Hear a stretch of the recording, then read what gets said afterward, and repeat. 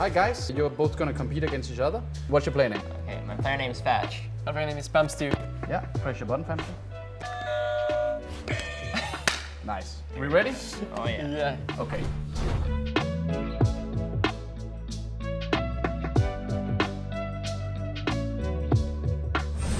At which POI could you get the mythic rarity drum gun? Agency. How many seasons of Squad FNCS have there been? 1. Correct. How much shield do you get if you pop a mini, a big, and a chug splash? It's 25 mini, 50 big, and 20 chug splash. So? Oh, like total? Like it's 95? Correct. You are so good. I thought it was like. Veno won his first FNCS ever together with who? Aqua. That's correct. True or false? FNCS All-Star had both a solo and a duo event. False. Correct. Only solos. True or false? Queasy won his first FNCS together with his teammates Jerky and Paco. No, it's Trulex and Jerky. At which POI could you get the mythic rarity AR and Grappler? A shark. Correct. Tayson has won a total of how many FNCS? 5. Correct. Who won FNCS C3S3 of the EU FNCS? Queasy Say it again. Queasy Veno. Wrong. Wait, Chapter 2, Season 3? I know it. It's, 3, 2, 1. I don't know. Janis and Vadil. I thought I could say it right after I remembered. What item both heals you and your teammates and speeds you up? Chili Chuck Splash. Correct. Which player has the most FNCS titles in the NA region? Mira. Wrong. Booga. Wrong. Epic Whale and Arkham. Oh, that's- and the region. Oh, Have we. 6. I thought it was. True. You can throw me, I'm orange and love water. I give 50 HP, what am I? Step Juice. Wrong. I didn't hear the question. Can you repeat it? It's a flopper. Question 15. How many types of mid-match objectives are there currently in C4S3? 3. Wrong. I don't know. 2? Correct. Oh, yeah. Which one? I have no idea. Okay. Vault and the capture point of Rift Loot Island. Question 16. Shockwave hammers were a big part of what season? Chapter 4, Season 1. Correct. What season was it when the majority of the map was flooded? Chapter 2, Season 3. Correct. Finish the POI name. Holly? Edges. Correct. Finish the POI name. Misty? Midos. Correct. Finish the POI name. Tomato? Town. Correct. Good job, guys. We're done.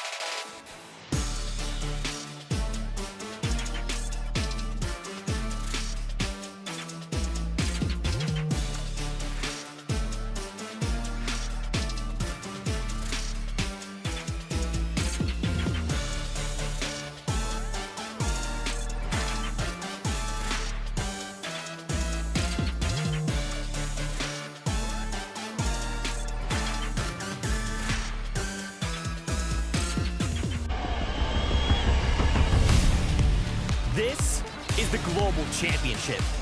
The best players in the world all battling it out. Insane matches already today. These are the moments that make these players championship material. One chance to make it happen, and they take it by force. It is going to be absolutely insane.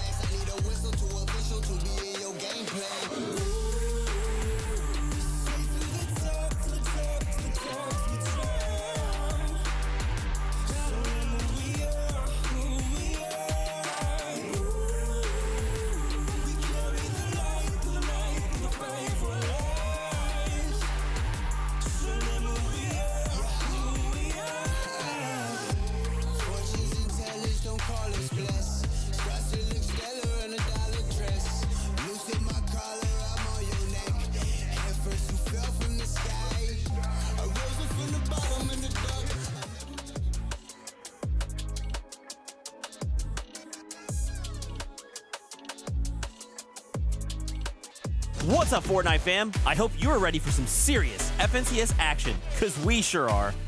Major 3 is starting tonight, and this 4-week competition is going to take every competitor's focus in order to make it to the grand finals. They'll have 3 weeks, and after the initial weeks of play, the 50 best teams on the series point leaderboard will advance through the grand finals of Major 3. Here, they are not just competing for the Axe of Champions, a slice of the prize pool, and the FNCS Championship title, but also the highly sought-after spots for the Global Championship later this year in Denmark. The NA region will have a total of 10 spots available to them, which will send them straight to the upper bracket of the event. It's time to step up now, as the competition kicks off tonight. No teams will give up without a fight during this major, as everything is on the line. It's now or never, and only time can tell who will come out victorious. This is the NA FNCS.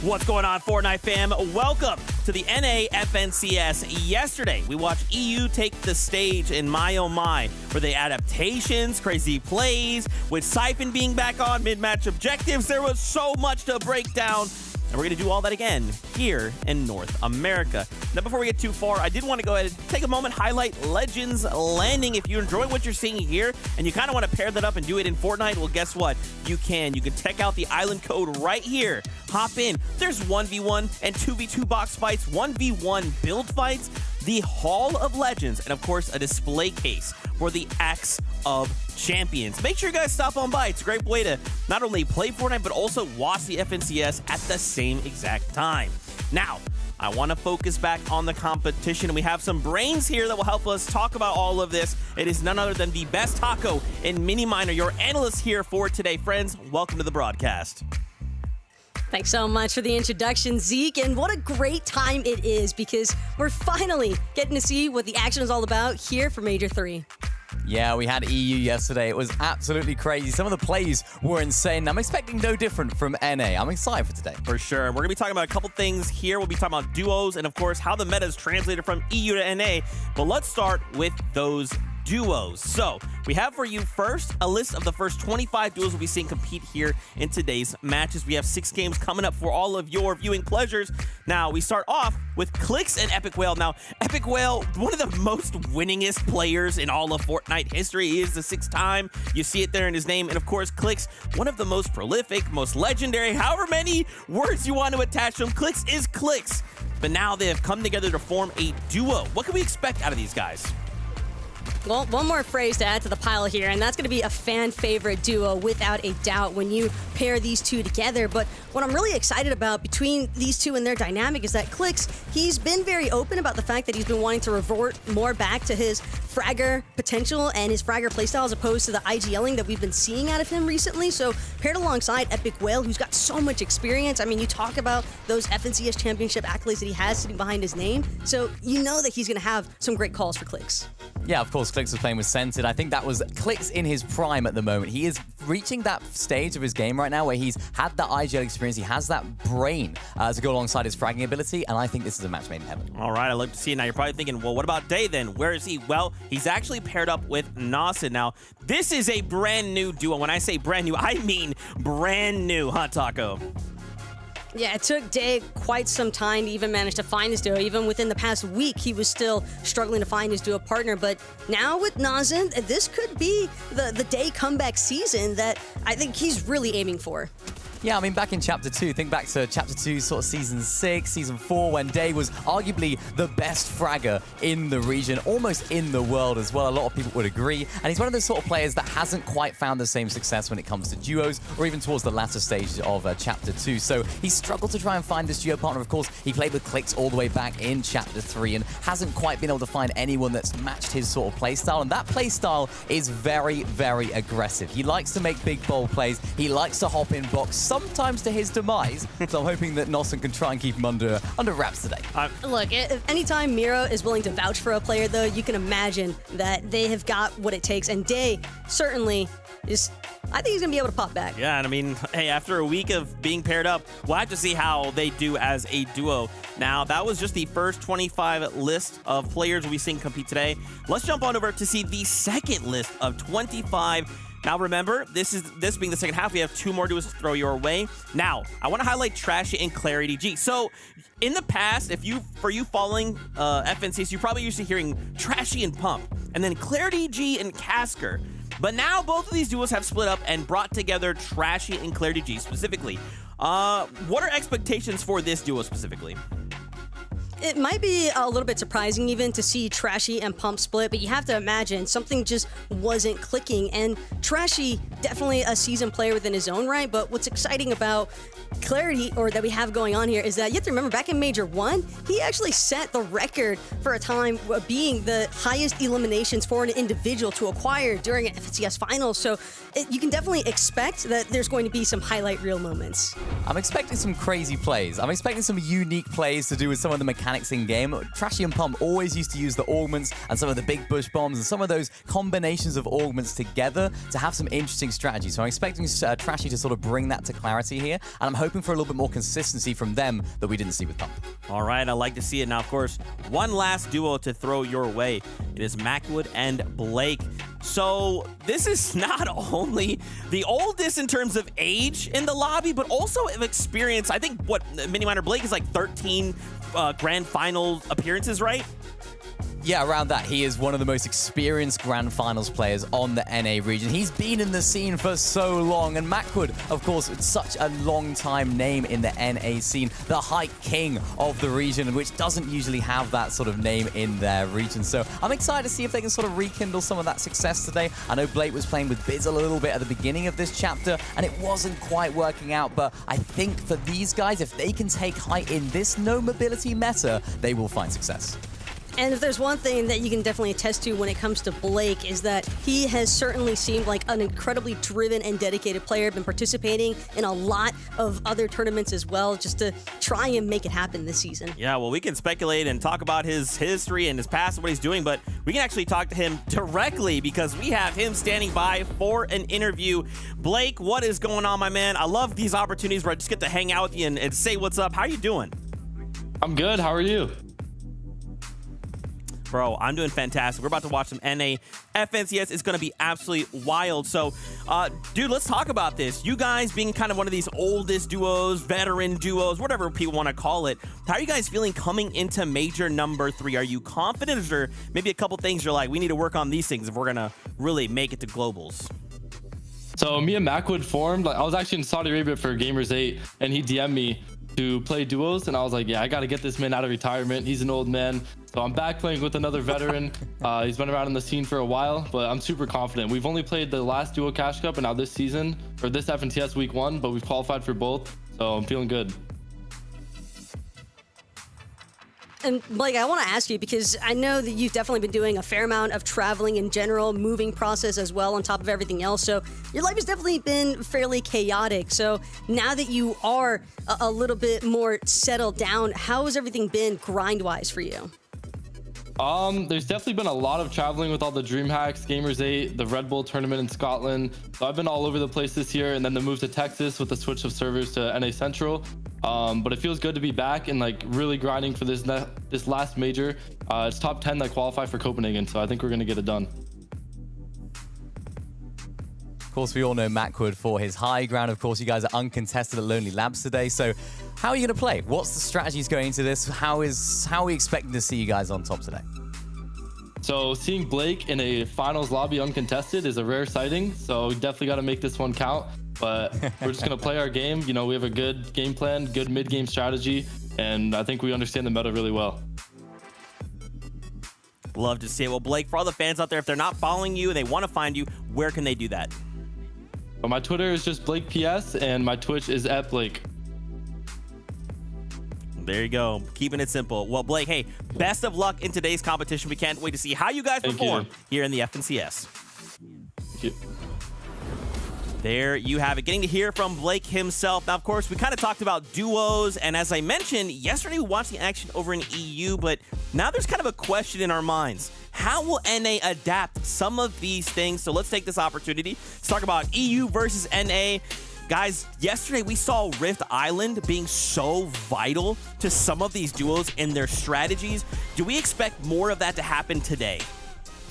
It wasn't even just vital, it was the complete game changer between first and second place there for iDrop and Mappy. I mean, them securing Rift Island and being able to accrue that extra 30 points was pretty monumental, and that's not even factoring in the loot that's available here. So I kind of want to see a lot of presence from the NA teams that are a little bit more towards that mid-map section, because that's what we saw from EU yesterday, was the mid-map teams challenging for it.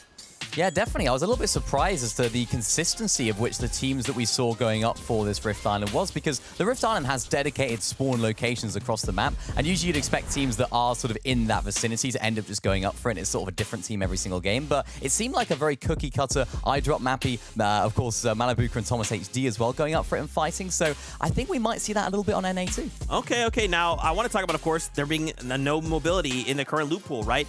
In seasons past, we've seen a couple items that would help players try and rotate or attack high ground. But with no mobility items, we're seeing high ground being even more valuable than before. And most of the times, duos that have that high ground do move on to win. So is NA going to let that slide, or we're going to see just more of that repeated today? Well, again, when it comes to height and height control especially, it's the lack of materials that I think a lot of teams are encountering whenever it gets to those moving zone stages, particularly later ones. And Pink and Vico, I think, in their Game 4 win yesterday, did a phenomenal job at just establishing height control. And it's not like they had immediate control of it either. Their reign actually started right around 7th zone, because we see Pink actually acquire a nice refresh off of Steno, and that refresh giving him max mats was the primary reason why they were able to pick their perfect instance. They started tarping towards that front side of zone. They still didn't have immediate height control, but by tarping ahead to the front side before everybody else, that was what really gave them the edge, because again, they had the materials to do so, and materials are just so hard to come by because it's low mobility. Everyone's congested towards the bottom. Yeah, they are. And in this no mobility meta, the high ground becomes almost buffed in its effectiveness when it comes to endgame and closing out those games. And I think that's what we saw yesterday. Of course, we saw Pink, who used to be a high ground king, now back on top as well. Maybe we'll see that today in NA, but I want a little breakdown. I want to see exactly how they ended up winning from that high ground position, because we have a little freeze frame here for you guys to have a little look at. And we can see them at the top on height right now, as we can see on the top left of the screen. There they are on top. And you can see them here. They're a little bit above the rest of the lobby. They're 2 or 3 layers. I think it's 3 layers above the second height team. So they're looking to be a couple of layers above so that they're not going to get snuck up on, but of course also not too high up so they don't get eliminated to full damage. And it's important to keep an eye out for those red outlines as well. Those other players you can kind of see being more forced into those second and basically low ground layers, because Pink and Vico, what they're essentially doing is they're just being ultra suppressive towards those teams on second and third height. They're not really allowing anybody to have the opportunity to challenge them by constantly spraying down. Vico, even in that game, I believe he had a mythic flapjack rifle, and that was crucial in terms of just being able to just constantly force and smother the whole lobby down to the ultimate low ground layer. So they had total control of height and total control of how everybody else was forced to play. And that's the most important thing. When you're on a high ground, making sure to keep applying that pressure down below, using items like the Breacher's shotgun, using items like the flapjack just to keep that pressure and let them all fight it out. We saw it yesterday with Vico going on down, getting those eliminations, and then Pink was able to ride out the victory. So I hope NA teams have been taking some notes from yesterday. You gotta hope so, right? Because EU really brought the heat yesterday. So now we have a little bit of time here. Before we go into games, I want to ask you guys your expectations coming in. What are we hoping to see NA do today for us, especially with Siphon being back in? Is it going to be more of the same, some different strategies? What do you guys think? Siphon has definitely allowed for more of those clutch instances to basically come back to fruition. So I think it'll be hype to see which teams are actually fighting out frequently for their combat caches. I want to see a height team dominate today. I want to see one team take height every single game. I want to have an NA height king. Okay, well, there you have it. Just as excited as these guys are, we are as well. We have two casters who are even more excited. Let me introduce you to them. It is none other than Lemon 2K and Jacob PR. Over to y'all. Excited is an understatement, Zeke. Let me tell you, after watching the action yesterday on EU, I felt like I could not sleep waiting for today. We're all talking about what we want to see here today. Levin, what about you? What do you want to see from the NA crew? I want to see how all these new duos fare, right? Of course, we've seen so many familiar names in this lobby, but in new combinations, and I think it really just goes to show everybody is doing what they can in this final major to try and qualify for globals. It's a big, big, big season coming up for a lot of these NA boys, and I'm sure they will be ready for it come game one and throughout the course of the season. Yeah, luckily we don't have to wait long for game number one because the battle bus is ready. Let's get right into it.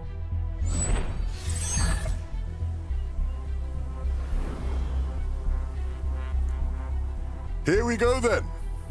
Another season of NA Central, another season of NA FNCS, and a chance for everyone here today, and for the players who maybe didn't make it today, to get a spot in the Global Championships if they have not already. We've already seen a bunch of top players from this region make it there, and a couple more who I'm sure will be added to the list. Look at the likes of M-Pen here, playing with Byler now. You excited for that duo? Oh, I'm excited. M-Pen, I got to play with him in that box fight tournament going up against Vivid. We fell short, but let me tell you, he's just a funny guy, and he knows how to play when it matters most. But over on one side of the map where it is getting busy right out of the gates, Brutal Bash, we got Rokane and Vert going up against their competition, and already they're trying to break into the box, cause some disruption to the leaderboards. What do we have here? Just trying to sneak around, pistol in hand, trying to find that angle where an opportunity will arise. It's not going to come easy, though. No, that was a good amount of damage very, very early on. Just following up on it. That's what I wanted to see here in the situation. But you don't really know what loot that Rokane and Vert have in that situation. And honestly, seeing the loot on Rokane alone, not really knowing what Vert has, I wouldn't have pushed that either. As Decay is just toying with it, along with Cosmo. They have the high ground, but the loot advantage goes to Vert and Rokane towards the bottom side of this landing spot. And Decay and Cosmo, even though they don't know the loot on the other side, timing is of the essence here. The longer they stay, the harder it's going to be for them to try to survive. Yeah, 100%, especially with how furiously Rokane and Vert are going to be farming down there to get their materials up, right, and try and get an even bigger advantage in terms of what they have available to them.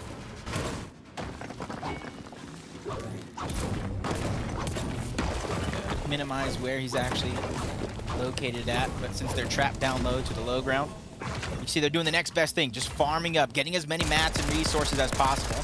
Hound in the feeds, getting a knock and the elimination onto Kinzo. So a great start for them, and the disengage does come through. Decay and Cosmo want to go ahead and find loot elsewhere. That's why we prefaced how important the timing is, as Baka and Par seeming like they're already in a 1v2 situation. They already have a commanding lead over this fight here, and Baka and Pars, they're the team coming from that NA West region. When they're combined from East and West into Central, a lot of people didn't necessarily give the West players a lot of respect, and this is a team that is now demanding that respect.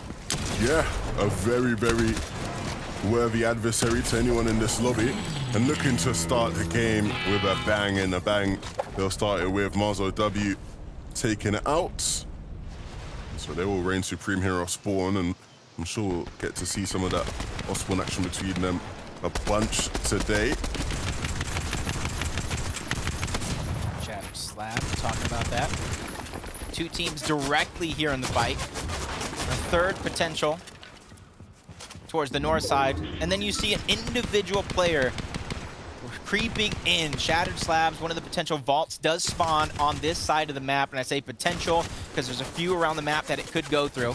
That's why these early game fights are so important, to give yourself at least a footing here on this side of the map. But you can see from one individual player, that full team now floating in. That's the fourth party potential, as the suppressed Havoc AR is just doing so much damage to the builds, dropping down logs for just a second, but he doesn't like being that close to his opponent with his teammates separated. Understandably, right? Off spawn and Shattered Slab, such an open area, can be pretty risky. Can easily be caught out, and we're seeing it here.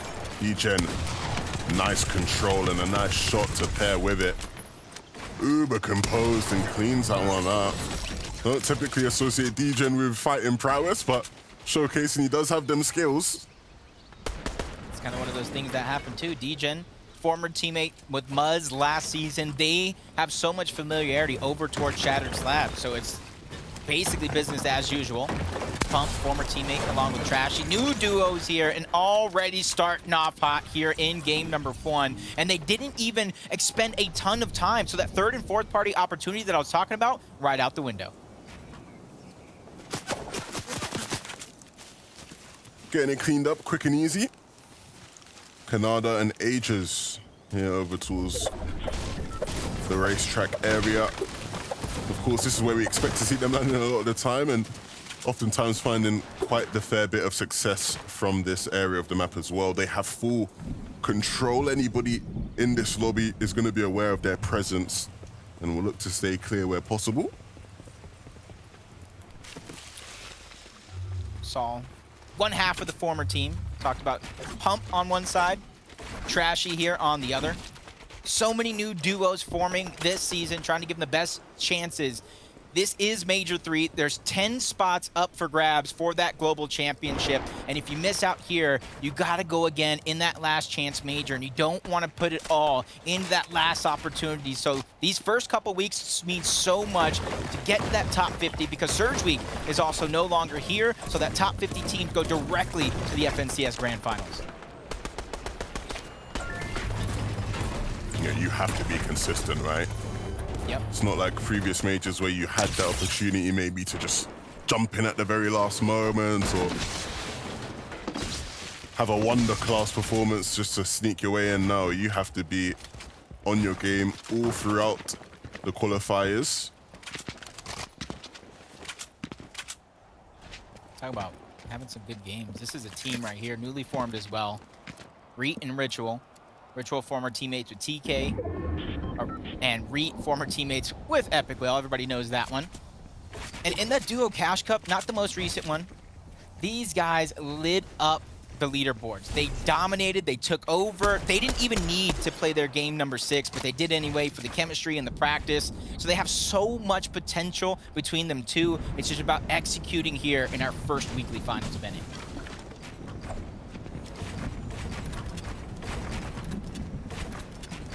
Like, just so many superstars all around the map. We got a former FNCS, just a reigning FNCS championship, Duke and Edgy, not going too far from the spot that won it all, landing towards Steamy Springs, and no strangers to a contested drop either. But it does look like they're taking their time. They don't want to go all in just yet, and it does look like a 1v2 situation, but slowly but surely somebody's trying to close the gap. lend a helping hand, be the aid for Curly. Nuisance is there. It actually looks like it's Duke that's by himself. Yeah, we'll see. His team is not too far away. That you see Edgy up on the hill. But Duke is the one being a bit more aggressive in this fight, trying to really control the pace, the tempo. Edgy, that insurance above, just to come in when needed. Ooh, needs to be careful, doesn't want to get caught out. And you see now, switch in decision making, gonna look to back off from this fight, get towards the safe zone. And instantly now, once they want to run away, that's when their opponents want to start the fight. I think a lot of them are just waking up and realizing where the zone is actually pulling. If the first zone wasn't an indication enough, the second one pulling far away from Steamy Springs means we have an eastern side pull. And depending on what it looks like, it might go all the way towards the north. Yep, I'm going to have to agree. It is going to be a northeast pull on this map. So a lot of the teams that land towards the south, including Acorn and Cold, are going to have to get a little bit more proactive. And that's something they already did in round number 2. They got first place, 65 eliminations, 4 victory royales. These guys know how to put on a show, and just a speed bump in their journey in that last major. And honestly, I would rather get it out of the way in major 2 than the global championship. Yeah, and look, I got the time to talk to Acorn about that season, right? And he really emphasized that he felt it was his fault how they performed. He felt he wasn't up to scratch, he wasn't up to par, but he assured me even through all the drama with them potentially separating that he was going to be on his A game come major 3. And I think it's safe to say that definitely has been the case. I think the vibes are a bit better between them. They understand as a duo, we are going to be playing with each other. We better just get on with it and get back to our best form. And I think we've seen that so far through this qualifier.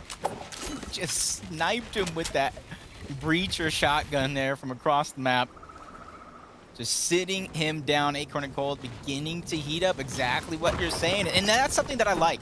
Holding yourself accountable. So many players, they like to blame somebody else. They like to blame things that aren't necessarily in control. That's something that Acorn could control. And I love the fact that he takes accountability for it. But you heard Zeke, you heard our analyst harp on it. They start the game, Blake and Macwood. And honestly, landing towards Lonely Lab, that's where Macwood, his home is. The last couple times he has been competing here in the FNCS. Already got 2 eliminations. They want to disengage. Does look like they're going to try to go north. They want to go towards the slower side of the zone, or as far north as they possibly can before they get pushed in by another team. Timing is up the essence here. But as we tune right back in, Acorn is down. It's all up to Cold. He's in a 1v2 situation too. I feel like I've just jinxed it. I was just talking about how he wants to be on his A game, and now he's the one down, and it's up to Cold to clutch up. But we have seen this many times before. It's not a situation Cold will be unfamiliar with, but it's one that might be a bit harder to deal with right now, with 2 players just trying to jump in his face, jump through his rams. Big shot from Cold. And hold on a minute. How's he managed that? The third party just might have saved him, but Cold somehow staying alive there. And again, it is just Cold magic. No way on earth he should still be in this game.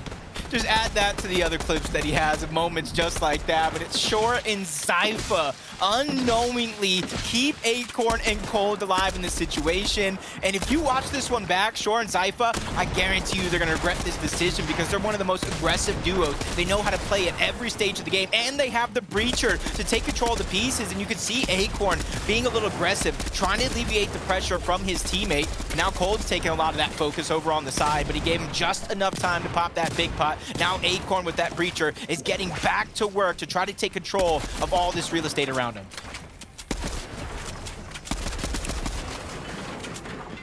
Time for Acorn to strut his stuff a bit. We already know Cold's the GOAT. We already know he's that guy. Let's see if Acorn can help him out here and add a bit more firepower in this 2v2. A replay of what we just saw from Cold again. When players jump through your ramp like that, when you're holding it, a lot of the time, once they phase through, it's like, ah, yeah, it's wraps. Like, I'm just dead. It's over. But here, you to defend it. when you're up against Cold, you know, it's like, you just never know what you're going to get. In fact, more times than not, you know what you're going to get. It's going to be him winning the fight. I feel like this team's winning right now. They got the ball. Rise and User.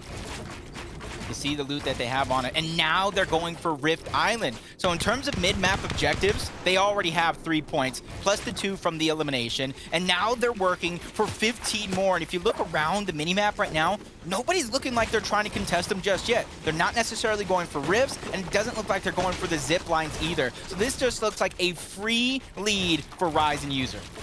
Yeah, and Rise and User are one of my favorite duos, if not my favorite duo in NA.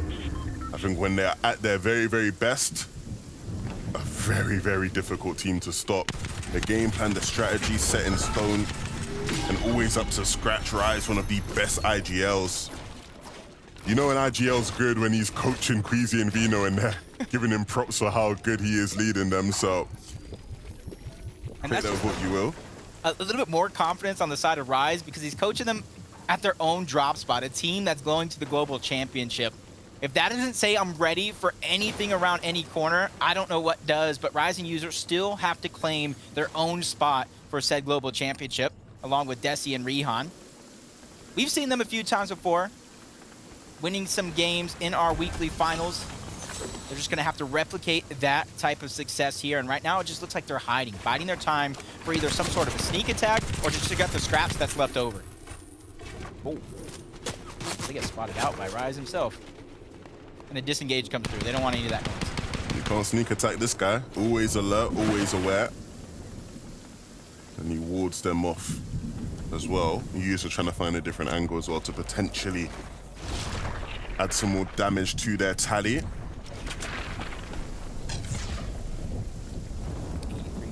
Threshold. This is not where you want to be at this early in the game. And Storm Surge in this game, number 1, is going to be slightly more difficult than it was in EU. We had some early game skirmishes go down at EU. A lot of teams dropped out of the gates. NA looking a little bit more conservative on this early game, letting their work kind of develop and their play try to make it happen across the map. Chubbs gets tagged up, 120 below the damage threshold. No more heals to his name. Only has a few seconds, if that, as he gets taken down by Storm Surge. Teeks is going through that same pain, but he's at least able to get a nice shot onto Bryce, clean that one up, and get above that damage threshold. These are huge early game battles for the teams that might have a ton of rotating to do.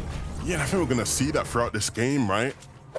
Where a lot of these teams are going to be struggling down on Surge, and they're going to have to take sort of desperate fights. This game started off so slow, right? Nobody really wanted to do anything, take any fights. A very passive approach to the start of the game. But you can't hide forever, Jacob. In the Fortnite lobby with Storm Surge, you got to eventually start dealing damage. I know, already seeing here. The action finally breaking off. Oh, wow. Already got the knock onto one, and a great shot on the other, and then the Storm does the rest. That's back-to-back eliminations by Pump as a solo, and now he has a huge chance to get Djit back into the game. Great start. I think the big thing when it comes to Pump is we're probably going to find ourselves comparing him to Trashy a lot of the time this season, right? Yeah. When you have a duo that's played with each other for so long and they split up, you always go, okay, who's going to come out better of the two?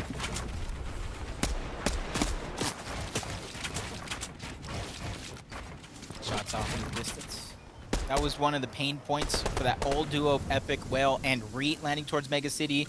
It was Storm Surge. They didn't necessarily have that blueprint of success, so at times they did have to go out hunting for it. This time around, it isn't much, but it's something. They're above that damage threshold, but does give them flexibility. And seeing where they were at on the racetrack and seeing this zone pull in that direction, they still might not have too much rotating to do, unlike Npan and Bylaw, who are trying to heal up, get as much shield, get as much HP as possible, because they know this adventure that's about to go on is not going to be an easy one. It's such an awkward rotation, right? Stuck at the bottom of this hill, teams to your right, teams all the way up above are going to cause you issues. If anything, they've got to be alert to the fact that a fight is breaking out right next to them, and maybe they can capitalize on that to start making a move to zone. Maybe even decide to jump in and third party it, based off of if they can deal any damage. 135 below. He desperately needs to deal damage. Even in theory, if he tries to out-heal it here and it works, That's just something that's going to haunt you later on in the game as it continues to progress. Now he's getting deeper into the zone, looking for any bit of heals that he can work with, but the longer he takes just simply out healing it, the harder it's going to be for him to actually get the damage. You add on the fact that you can see all the duos around him already beginning to rotate. He has about 14 seconds left before Storm Surge actually ticks through and takes him down altogether, probably even less here as he's trying to get that second mini off. This is just one of those instances in a game number 1 where you go back to the drawing board. Now you can go to the VODs, you can watch the stream and figure out what went wrong and how to fix it. He started shooting Jackson, and Jackson was very low there. If he had gotten the elim and gotten the siphon from that and stayed alive, that would have been an amazing play. But it wasn't to be, and so that's the end of the run. But TK and Jackson will not stop yet, way above on Surge. And so now it's all about making sure they make the right decisions in their positioning as they move through this game, as the zone gets smaller, and they will land perfectly into this next zone as it pulls on them towards Mega City. What a fitting zone for game number 1 of the NA Finals. Deep into the heart of Mega City. A lot of nooks, crannies for players to hide, a lot of environmental cover that's already there, prefabs that they can hide behind, but for the teams that are not there, you got a long journey and hard work to follow through. As Beast and Diego, they're just trying to fire shots. They're above the damage threshold. They want to back down their opponents so they can make an easier rotation, and somebody gets the Wild Boss Augment and just trying to throw those in to block off their rotation even more. Almost half the lobby is seemingly on this north side of the zone. Such a difficult rotation to make. Trashy, we're very familiar with seeing him in these kind of different situations where rotations are difficult. The problem is in previous seasons he had things he could use to rotate. Now he just has to use his 2 feet. And he's doing a good job using this cover. He found a good timing. And so now just making sure to stay friendly at least with the players between them. Taking shots to ward people off, but not to initiate a battle. And continuing to move through these old builds, using them as cover. A really nice rotation. They don't have many materials, and so saving on materials, and now even going to look to try swimming. Fancy in air. He's doing anything to get there. Milo with a huge peek. Taking down Magnolia. Scope soon to follow. A team that just had such high hopes to see them perform, they just get shut down. But that's NPen, my former duo in the box fights, showing up big. Yeah, I said it. Really nice shot. I said it. Really nice shot from Byler there. Let's see if he can hit more of those. Those shots are big for getting them in a good spot for Surge. He needs to be careful, there's players behind him yet. He gets caught out. We're going to see if he's going to actually survive there. That's interesting. Losing all of his shields.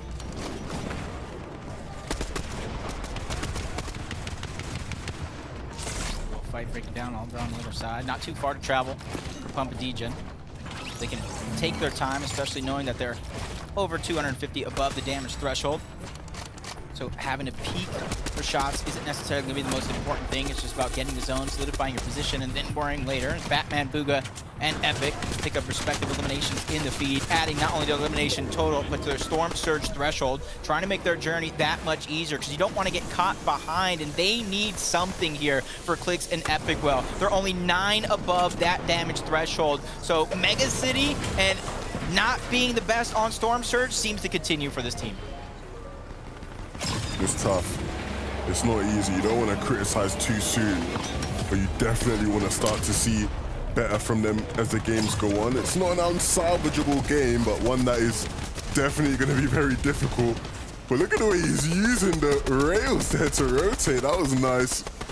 Look, I was watching a Fortnite trailer or something. Cinematic settings right now. And it'll allow them to get into the zone and heal up for a moment as well. Just making sure that has all that HP as well. And the thing that, honestly, I get not too much of a sense of worry out of both of them is they could pop off at a moment's notice. They can get a refresh. They can get a siphon around any one of these turns, as Baka and Pars right now might be a little too early, but they have that first semblance of that high ground, and they're going to try to fight for it. They know if they want to hold on to it and hold on to it for a long time, they do need some more mats, especially with the pressure they're feeling from that low ground, getting them to expend even more. They're going to drop down because they want to fight this team that's right next to them. 85 above the damage threshold is not a feeling of comfortability they want to go into the rotating zones with.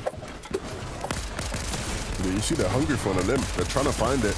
And they might just find them. Really unfortunate for whoever that was there. Couldn't quite see it. Constance. Skittle. This is just a tough spot.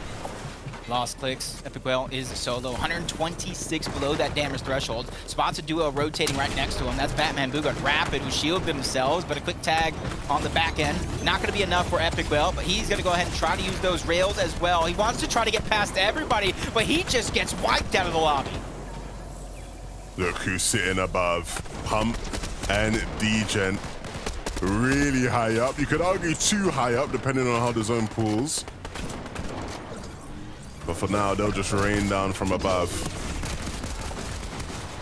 Like this right now, you see the bushes to high on a hide, depending on if they have the augment as well. That'll give him some mobility with the mud. He even trades the minis for the medkit. That is a huge, and I agree with that play, especially allows you to stagger in and out of the zone, but Bylaw's down, N-Pin by himself. He needs that medkit, but it desperately needs some time to go ahead and get it off either way. Causes some destruction through a build, but it's the same rail that caused him some safety is what's going to do him in the end. He goes down, but a great effort to get into the top 16. The grind rails went from his friend to his enemy real fast, and look, we're going to see more players use them. When in Mega City, why not use the rails? Free mobility breaks through builds in an instant. Cold is down. Now it's Acorn's chance to try to clutch up. Does have a slurp juice pop with the Maven. He's able to pop another shot. That's also going to give him a speed boost if he can even use it, because right now he's stacked in place, staggering because of the high ground putting the pressure, but from one rail to the next, he's doing so much destruction, dropping duos into each other's boxes, and that's the distraction he needs to stay alive to the front side of zone. I love how Acorn's played this so far. So calm, so collected. And even in all that chaos, stuck in between layers, stuck in between teams, he was able to get to the front. Eventually, his luck runs out as Pars and Baka will catch up to him. And we know how hungry these guys are. 7 elims so far in this game and looking for more, but they might find some trouble. They're trying to claim towards the front, but there's a team already there and they block them out, shut them out. Shaw and Zypher now trying to capitalize on all the chaos happening in the back of the zone as well. Yeah, perfect picture. You saw the team getting pressured, and you saw Shaw and Zypher not only picking up that elimination, they have 8 total as a team, but they have no mats. All those eliminations only meant so much because they weren't able to pick up the resources, but finally, he gets at least something for his effort. 100 mats. He's doing everything he can to keep himself healthy, unlike Poyo, who's by himself. The only solo left in this lobby, full of duos. He's feeling that pressure, but Cooper gets taken down by Zypher. That's going to allow Poyo to breathe here for a second, try to get one, but unfortunately it's not enough as he gets taken out by Shore. Poyo almost went ballistic there. And if Shaw's not careful, he might be joining him in the lobby, but he has no intention of doing so. What a shot, what a 180. Shaw still in this game. Not much HP, but he might have some time to get a mini off. And in his final ending situation, I'm not sure what options he really has, but he might have already done enough. 11 elims for their team this game. Oh, this is a perfect recipe for him as well. The two duos are finding each other, but Batman Booga and Rapid, they don't like it. They go down low. They take out the solo, but Batman Booga gets dropped. Pump trying to go in. He gets that second elimination as well. And Pump and Degen, a new duo, take the game. The new duos, I said I wanted to see which one of them would show up. And already we have one of these new combinations clicking here in game 1. A very nice win as well for them. We saw them. They were one of the few teams who early on in this endgame took one of the positions high up in Mega City. And they didn't really have anybody contesting them at all for it. And so they could just sit up there and just rain down with all their ammo before dropping down to clean up the win. As easy as it will get for them, I'm sure, today. Yeah, the moment that zone went over towards Mega City, they got themselves one of them tall skyscrapers, and that also allowed them to save mats, to save resources, and stay above everybody else from zone to zone to zone. You got to give them that huge pop for winning game number 1, but it's only the start of our journey. I'm going to go ahead and throw it over to Zeke, Taco, and Mini Miner to break down the game. Thank you so much, Jacob PR and 11-2K. My, oh my. Dude, I love Mega City end games because of this. There's just so much chaos. And remember, you can't break those big buildings. You have to figure out how you're going to navigate around. Wow. The action kicked off here. 9 eliminations coming out from Pump and Degen. You know, Taco, when they're sitting high above the sky without a care in the world, 9 eliminations and the VR. What a way to start.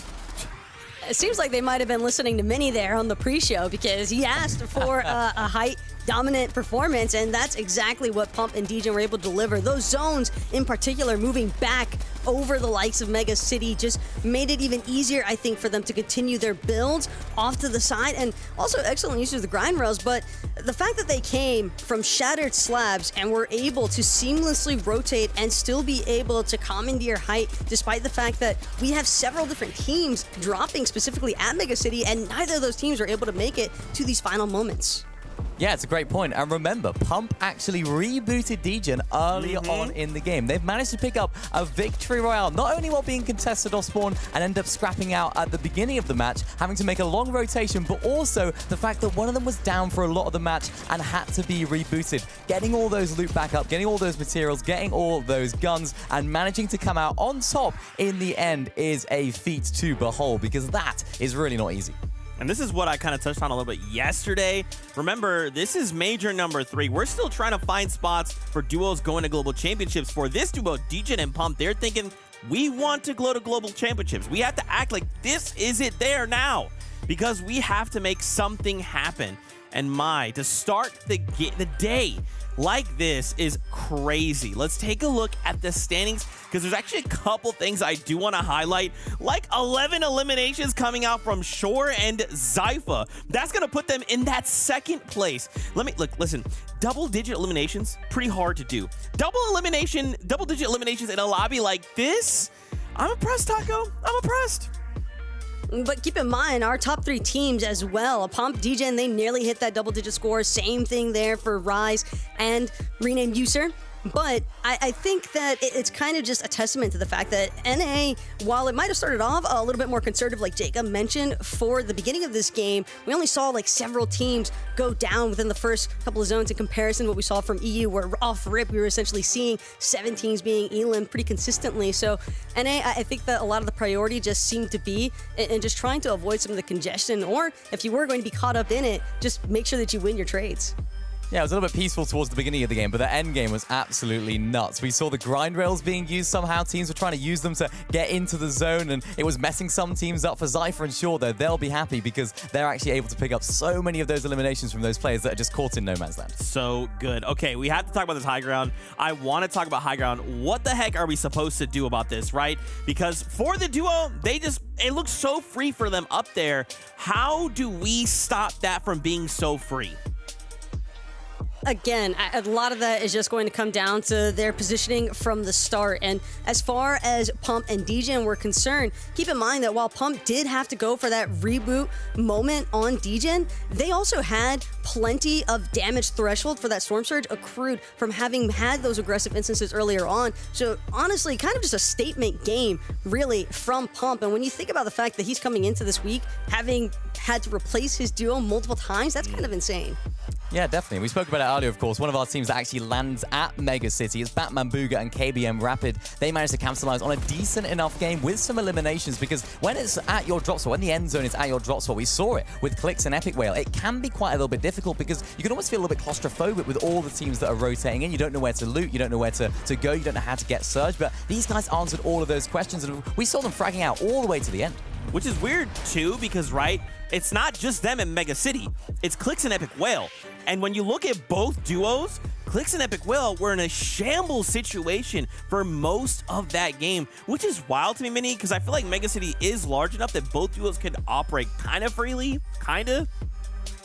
Yeah, and Epic Whale has done that in the past. With Reap, we saw him just W-keying everyone at Mega City, claiming all of that loot. And it sort of looked like that at the beginning with Clix. We sort of saw them go for a little bit more of those high eliminations. We had 2 going into that end game. They just couldn't get enough of those refreshes. They couldn't quite make it happen, which is quite uncharacteristic for them. And they were also below Surge. So for Clix and Epic Whale, they had those problems where if you're at your drop spot, everyone's rotating into you. It can be a little bit more difficult. And I don't want to get too crazy, right? It's still just game 1. It's fine, right? Game 2, we make note of the things and we update them, right? One last duo to talk about really quickly is Agers and Kanata. My gosh, I want to see more of the duo here. I feel like they didn't get as much screen time, but they ended that game in the top 10 of the leaderboards. So I feel like they're kind of that shark, like lying in wait, Taco. They're like just under the radar enough that they're waiting to strike. It's something that Agers and Kanata have been doing really well, and I think it's especially continued to evolve since last season even, but their Storm Surge management has been really strong, and I think that that's part of the reason why they're able to start consistently placing so well, because Agers, Kanata, again, this is a duo that's been around for a while, but they're also managing to find those also important eliminations, the important refreshes that they actually need, and it's difficult to play these mid to low ground layers, especially when you're inside of the likes of Mega City, where you know that there can be so many teams essentially using the natural terrain to their advantage. I remember at the beginning of the chapter, we said this team could win it. It didn't quite happen for them then. Hopefully now, though, this is their season because they're looking good. Yeah, they're looking good. All right, well, hey, that's it from us, at least from just this one game. We have 5 more ahead of us. We've got 2 incredible casters standing by. So let's send it back over to them for game number 2.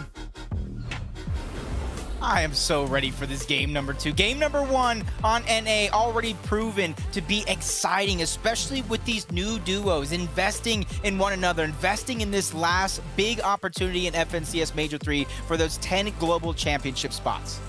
Yeah, I think it's interesting, right, to sort of see the dynamics around the map and how these teams interact with each other.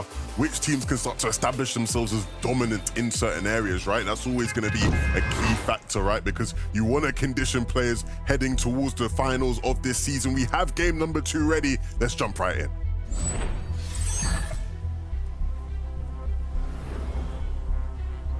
With game number 1 over, game number 2 starting, the nerves have better be out of your system.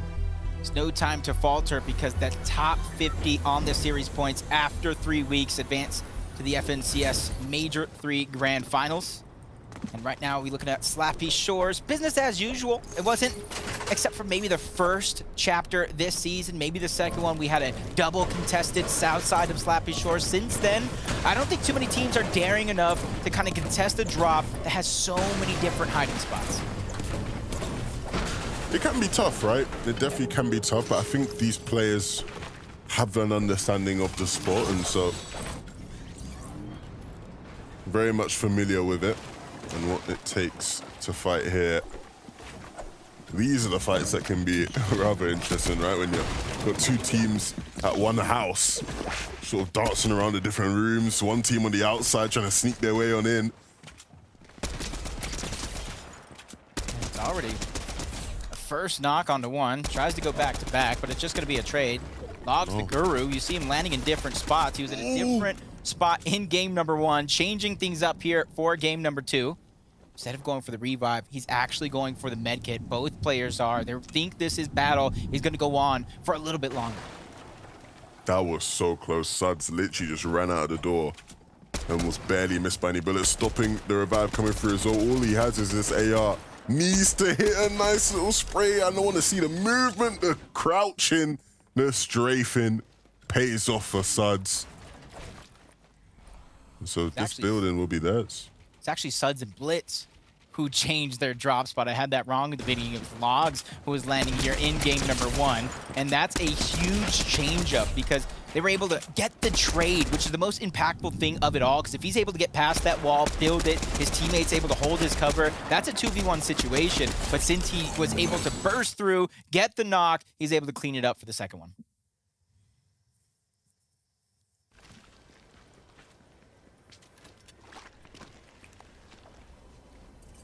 I like this. On this side of the map towards Shady Stilts, there's like a jungle vault over here. And one of the keys to opening up is because you need a certain rarity of an item to trade away to the vault so it opens up and gives you even more loot. The easiest way to get that, I've seen a lot of teams do, is you see the little water down there, there's a fishing rod, there's some fishing spots, you just get a thermal fish and you bring it right over. These guys are focused more on fighting right now, though. Trashy and Clarity, again, one of those newer teams you talked about. And I did say I was going to be comparing Trashy and Pump all season long. So far, game one, Pump's got to win. He's winning the battle between him and Trashy. We're creating this rivalry. We are forcing this rivalry to happen. So Trashy's got to respond. You got to fight back, brother. You can't allow Pump to start running up the scoreboard, making it look like you were holding him back. No, you got to set the narrative that you are the guy. Ooh, they're And that too starts with separated winning right this now. fight. Way too separated for the Vikings. Clarity almost gets 1v2. You see the shield disappear in the blink of an eye. Trashy's there to try to alleviate some of the pressure. And he has a very, very interesting angle here. It does look like Islet and Remy are going to try to disengage, or at least as much as they can, but Trashy doesn't want to let the disengage go easy, but maybe he should have, because Zypha, the third-party specialist at this point, from game number 1 to game number 2 here, and it looks like they're trying to get aggressive. They don't want to let that early damage go to waste. They're inching closer and closer as Trashy continues to try to run away. This is tough. Ooh. 1 or 2 more bullets would have done it. They try to go to the other side. They're still waiting for them on the side of the mountain. Might not be a bad spot to pause because of the slurp plants to get your HP and shields back up. Rokane's feeling that pressure. We saw them force the disengage out of Decay and Cosmo in game number 1. Things have turned around here, not allowing them to disengage. Vert holding on to that high ground.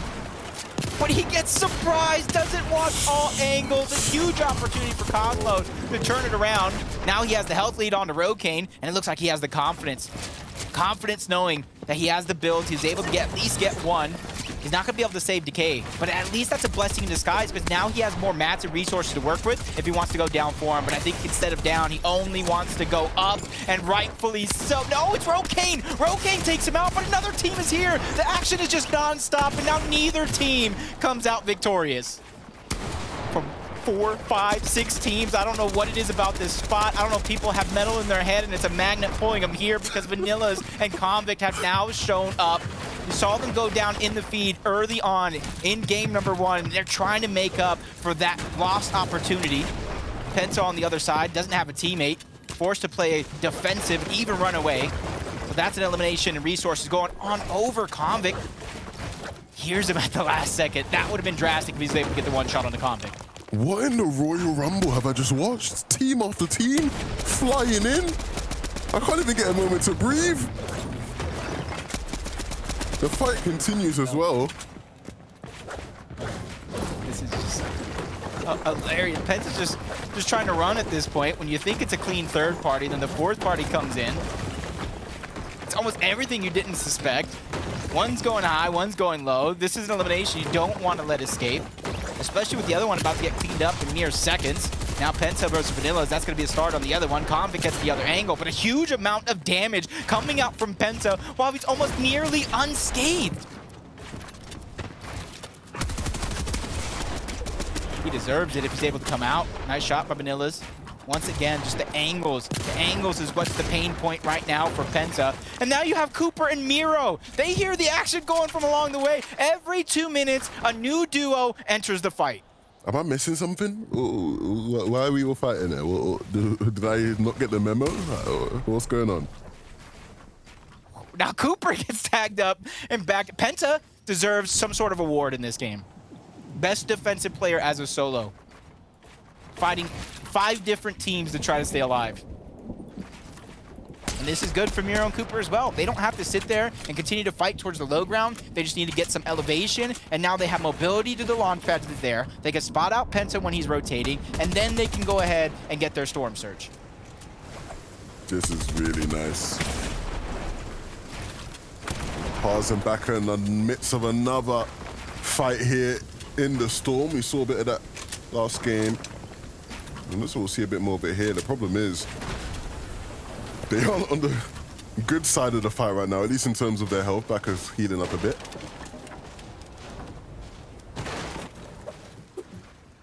bandages. That's all Baka has to his name right now in terms of HP heals. But anything is better than nothing, especially when you're in that situation this far in zone. A fight in game 1 that Pars and Baka were able to clean up rather quickly, so they didn't have to worry about their rotation. Has just took a whole 180. Now they not only have to worry about rotating the zone, but how am I going to get the heals? How am I going to get the resource? Where are the materials I'm going to get from while maintaining position in this matchup? Booga in threat, 16 points. 14 of those coming after game number 1, and already starting off with an elimination on the back of Booga. Don't mind if I do. Look at the different elevations of this one, right?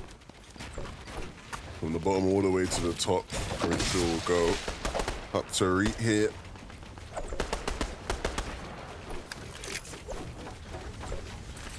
Towards the creaky compound. There's good materials that you can re-farm up in terms of brick if you do need it. You don't want to get stuck there for too long. Poyo and Sphinx, they already have their global championship spot secured. The top placing in the last FNCS major for them. It's just about rebuilding that chemistry. We talked about Acorn and Cold potentially splitting up. Well, Acorn was going to play with Poyo here. Unfortunately, things didn't work out. They went back together. So Poyo and Sphinx, I wouldn't say starting from square one, but they definitely have to make up for that lost time. See Bucky in the background, Wavy Jacob. A lot of our big names on the NA region.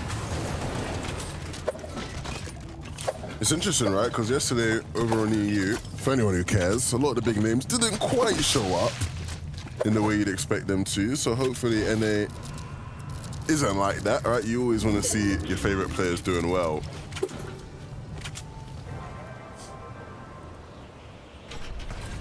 I think with the servers combining in the central, the changes, Reed's now in a fight, tagged up from the third party.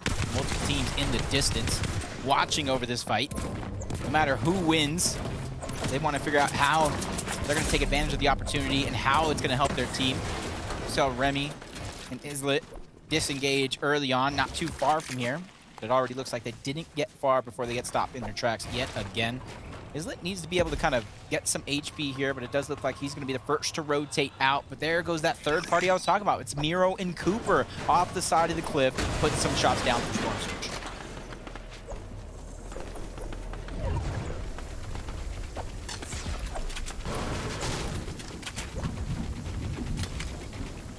This is tough. They want to start going towards zone in an ideal world, but trying to move from this spot is really, really difficult when you got a team sitting way up above with so much line of sight of your path. And so anytime they peek out here, they'll get shot.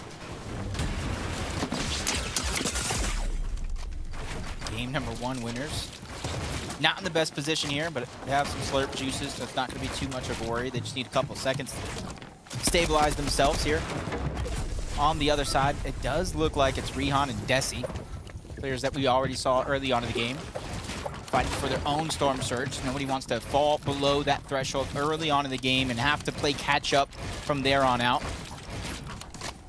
Pump and Degen playing defensive towards the low ground, making sure that they don't put themselves in a position that they can't easily get out of, as Pump's going to be the first one to try to lead the charge. Draw some focus his way that will allow Degen to quickly catch up. Yeah, I'm trying to take bloom battles against Pump at mid-range. Never know what that aim assist's gonna do.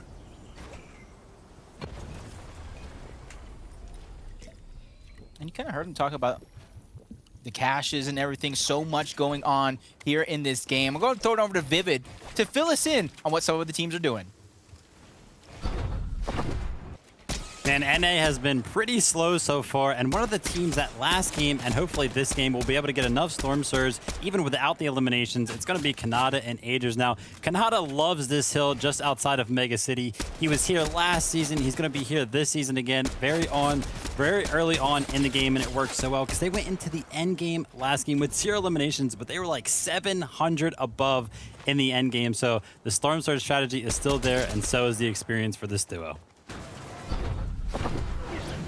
Thank you so much, Vivid. It's almost like that deja vu. Ever since Kanata and Ages were able to claim that spot. You see a lot of teams, no matter what the region is, they farm up the mats. There's a lot of metal over there. They build that tower somewhere close nearby, and they use that as a surge base because they're in the center of the map. So many teams are going to have to rotate all around them to figure out where they're going to position themselves. And already we got the first sighting of a team on Rift Island. It's Okus and Bucky going to be the first ones daring enough here in game number 2. Solidify 15 extra points for their game, and just judging by the fact they already have 2 from game number 1, this is a good amount of points, a good momentum shift for them to try to build that confidence here. Yeah, claiming the Rift Island can be a huge difference maker in trying to accumulate the position in that standings. Of course, 15 points is a fair amount to be added if you are in pursuit of first place and looking for a way to tip the odds in your favor. It's not 15, it's like 17 points, but 17 points is the difference between first place and 4th place right now. Now imagine if they don't have that leaderboard, it would be so close. And I'm only thinking they got 15. They actually got 18 mid-map objective points in that first game because they also opened up the vault. So good for them. Try to stack on as many opportunities as possible. Kanata's down. Agers trying to make something of this game as a solo here. Plenty of heals to work with, but the first of many is going to be that slurp juice used to try to get HP and shields as he's stuck in the back of zone. He's trying to spot some other teams because he's also very, very low when it comes to damage. From Storm Surge, you can see it's only 21 above. That's not a feeling of comfortability for anybody in the lobby. Yeah, this is a real tough spot, right? You don't expect to see mid-map teams in situations like this at all. So something's clearly gone very, very wrong for them. We'll see if it is a major kink in their game or whether or not it's just a little bit of a hiccup. Now this is a comfortable position for 2 heavy hitters here in this lobby. 600 above the damage threshold, 21 points. That's Clicks with the elimination. TK, Jackson on the other side. It's going to be a monumentous battle for either one of these 2 teams. Good amount of surge. Even though one team doesn't necessarily need it, it's not say the same for both. As Jackson and TK looking like they're just wanting to get aggressive. They're trying to take control of the pieces here in this fight. And yes, I thought it was going to be true. Only 19 above the damage threshold. Even though they're above, they don't want to be focusing on Storm Surge as they have to rotate as this game progresses. High hopes for this duo. Want to see them qualify for the global championships. It wouldn't be a globals without Clicks, right? And of course, Epic Well, such a revered and respected player within the community. Both names that you want to see in Copenhagen at the end of this year. And the thing I haven't really talked about a lot is, even though it's only the top 10 teams that qualify from this major to the global championship, you got to take into account there's already teams, Acorn and Cold. There are so many opportunities that are going to be up for grabs. So we say top 10, but those spots will trickle down to the next player if one of those duos makes it to the finals and performs to a certain standard. So got to make sure you're at the top of the game through and through, not only for these 3 weeks, but if you manage to make it to that finals. There's so much opportunity up for grabs this season. See Nasen and Day, we talked about them before the show. Day's trying to have a resurgence this season, and with eliminations like that, taking down the game #1 Victor, that's how you start it. Yeah, I want to see these guys not just pop off and get fancier limbs. We know they can do that, right? That's what we associate them with. I want to see them establish themselves more in the tactical side of the game with how they handle difficult surge situations. Some of their endgame rotations, tightening up things there. If they can start to make improvements in those areas of the game, there's no doubt that a resurgence is possible. See in the feed that Ritual taking out Macwood. You know, Macwood and Blake land towards Lonely Lab, so a zone like this is not going to be the most friendly.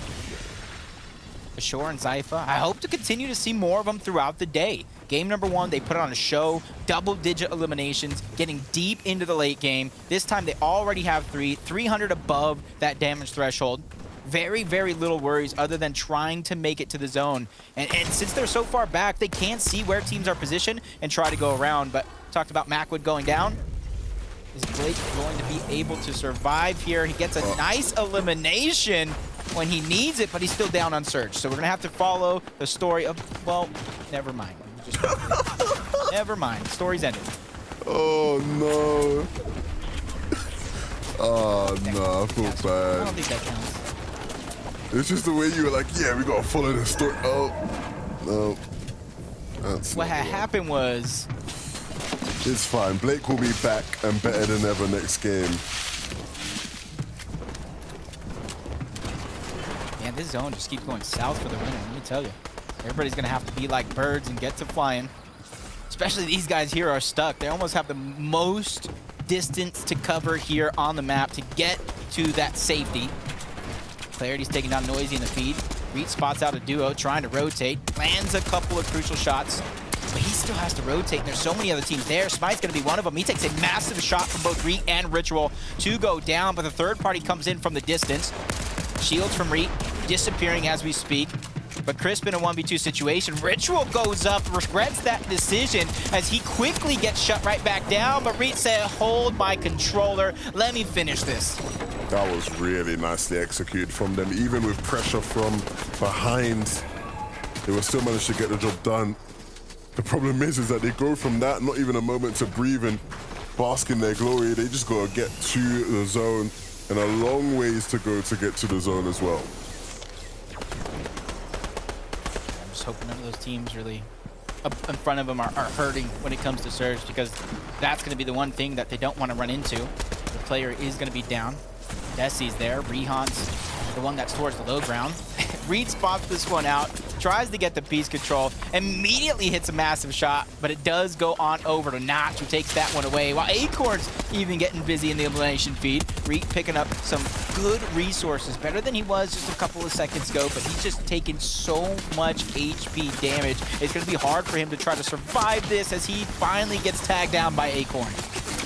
Yeah, that max distance was always going to be tough, and even though at moments it made it look like there was going to be some hope, I think there's no surprise in how this one has gone for them.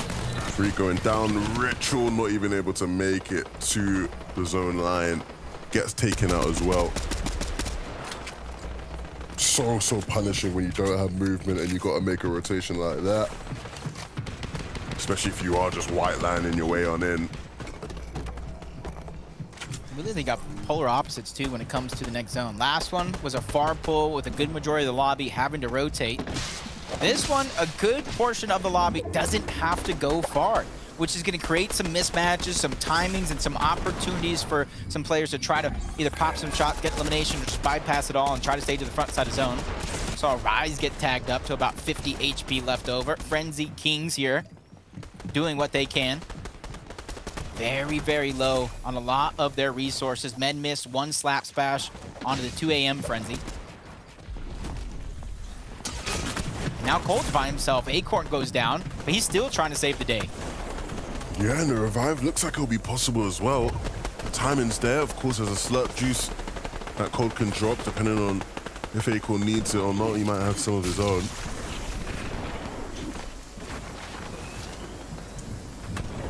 He will drop his. And then we'll run into zone. That's actually a very generous play from Colt. Gives the slurp juice over to Acorn. He goes down yet again, just caught at the tail end. That's Hound who's going to try to take him out. Acorn once again just trying to get him into the box, save his life. One more. Can Cold do it again? And with 7 seconds left before the zone begins to move, it is going to happen. I wonder if Acorn had popped the slurp. I think he had. If I was cold, I'd be fuming. I could have used the slurp myself.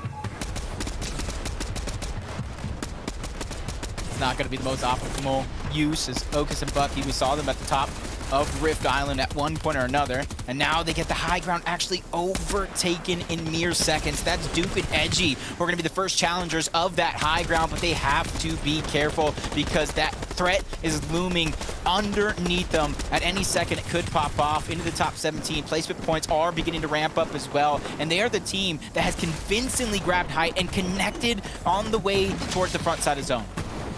Big solo clutch needed here from Cold. And a tough one to make, right? You see him just sort of scavenging his way around these builds. Trying to make sure he doesn't run into anyone. There's someone very close by on the other side of this wall. He spots him looking at the toes. Is he going to take a shot? No. Now just waiting and using this bandage. This might be a good time for him to try and strike and just clean something up. He opts to go the other way. Doesn't want to fight, but there's a player right on the other side of this wall. I don't know if he knows it. There's a player right beneath him as well. Cold. Surrounded from all angles. That wasn't even the original player. That was Booga out of nowhere with an elbow from the top rope. Now Clix is by himself. Epicwell went down maybe about 60 seconds ago. And we have one of the best solo clutch players right now in Clix trying to do what he does best. Looks to the backside of zone, didn't find anything that he wanted. So now he just immediately beelines it towards the front, feels some pressure. Now he's firing back. He doesn't want to look like an individual. He doesn't want to look weak as Booga and Threats now get parallel to one another in the same box, but he actually takes down Batman Booga for a moment. Continue goes towards the front side of the zone. Curly pick it up too as well. Down goes Scope, down goes Magnolia. That was crazy. We're seeing so many of these different solo players really trying to make their mark on the lobby. This duo though, Wavy Jacob Notch, they're gonna try their best to wipe all those guys out. Clix is gonna be the first target. And there's even more potential for other players to do the same. Pollo and Sphinx very much still win this game. But if they're gonna stay on this low ground there, they're gonna have to take a fight, and soon, and that fight is right here. But they'll be ready for it. Sphinx and Pollo hitting shot after shot before having to take a shot of their own. And Sphinx now left as a solo in this game. If anybody can do it though, it could be him as a solo. He's healing, using everything towards the backside of zone. You see high ground is just putting so much pressure. That Duke, that's Edgy, and Sphinx out of nowhere takes down Wavy Jacob and Notch. Not only gets placement points, but gets elimination credit as well. You called him the last solo, but I think he is definitely going to put a hurting on these duos as they're looking for him. Booga only has a few seconds, gets tagged up from the high ground. He gets taken down. Threats by himself up against Duke and Edgy on the high ground. 1v2. Heal off is going to begin. Threats only has a med miss, so he has to think outside of the box on how he's trying to get back to the action and get this elimination. Otherwise, Duke and Edgy will win this game. And you can see Threats going out, going wide, going around. Edgy spots him out. Duke is going to land some fire as well and take him down and take the game. Our reigning FNCS champions rise. What a game it was for them as well. In the final moments, they didn't necessarily have a big Hilo potential, but they weren't worried about it. The zone was still so big. And so they were able to just hold on and just spray everybody that had to run into the storm. Duke and Edgy really doing well here. And again, like you said, showing off. Right, we ain't been talking about them as much, but they are the reigning champions. And so we got to put respect in their name. That was a nice limb onto Booga. Didn't see it coming. Sprayed and taken out. That flapjack rifle is so strong. And the final connections here, just to wrap things up. Nicely done, easy as you do. Game number 2 goes to the reigning champs. Yeah, and the way they did it, they stole away that high ground with very little contestation from that team that was trying to hold it. From 9th zone on, they were able to just put pressure on the lobby, force duos down into each other's layers, and then just clean it up at the end. That is how you strike in game number 2 for Duke and Edgy. Look, big game for those two, but an even bigger game. We saw so many different players attempting solo clutches. How will that impact the standings? We're going to send it back to Zeke to break it all down. Thank y'all so much. Yes, indeed. Solo play, that's what we saw out of game number 2. We saw some of this in EU yesterday, but today in this game, the solo plays are coming out in droves. But Duke and Edgy, reigning champions, they won Major 2. They've already got their spots to Globals, but they're coming back. They're saying, hey, listen, if we make it to Grand Finals, we're going to try and slow everybody else down. We're going to try and make sure that if you want to spot at globals, you're going to have to fight through us. And, you know, with 8 eliminations after that game right there, Taco, I mean, they're looking in good form right now.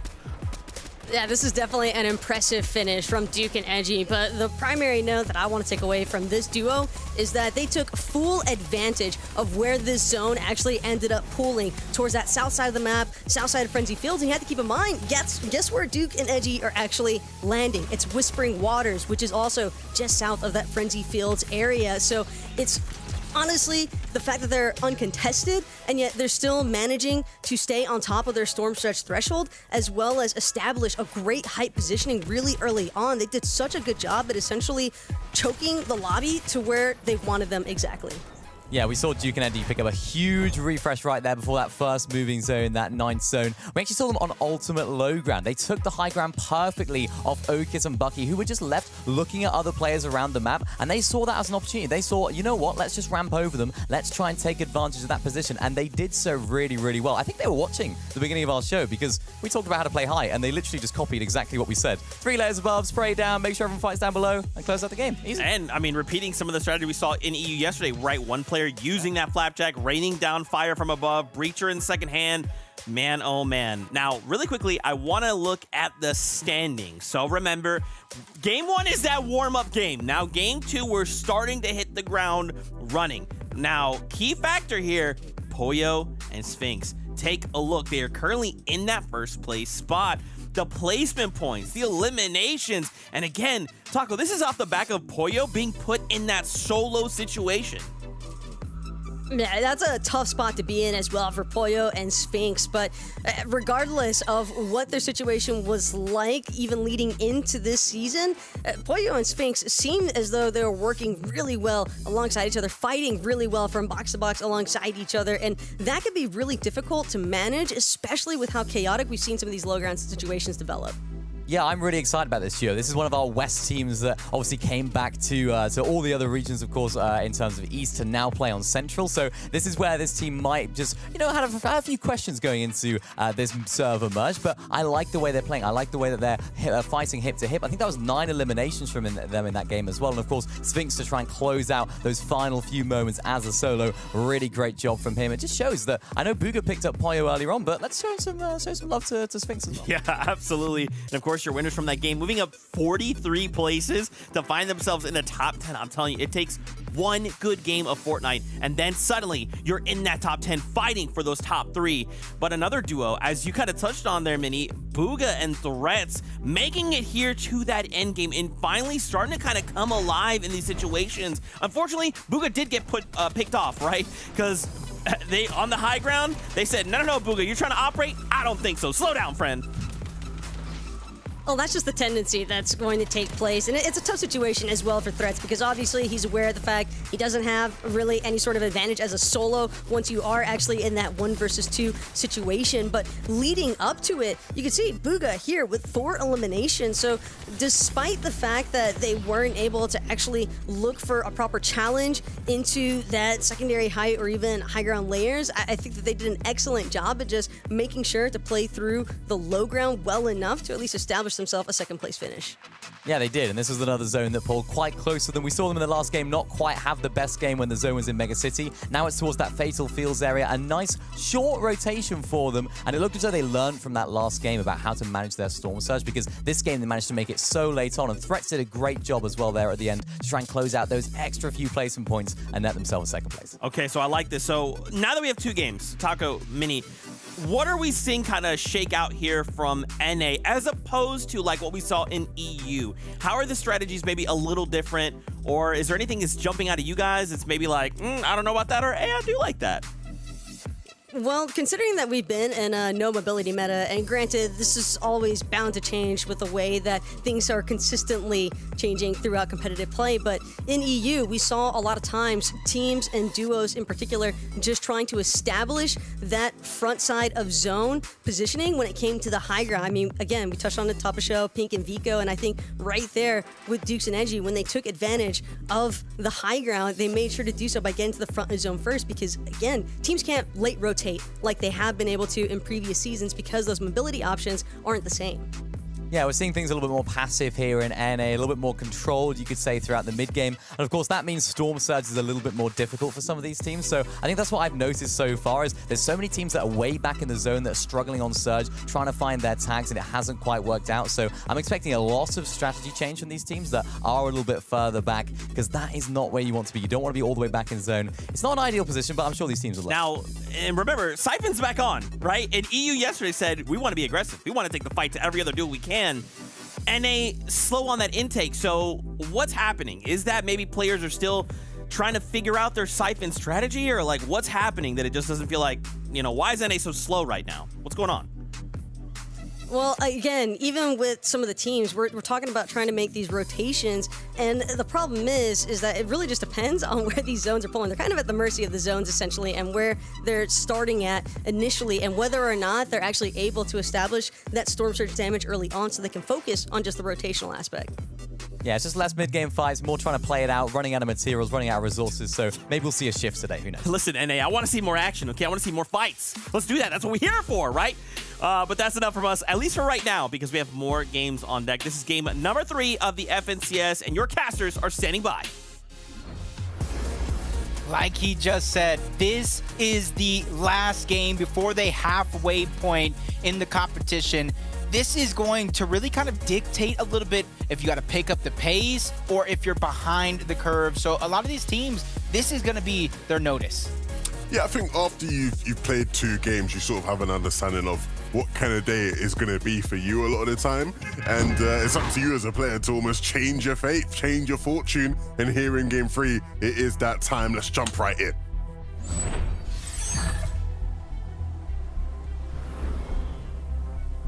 Might be too soon to change up drastically if it's your drop spot, your loot path, your overall play style.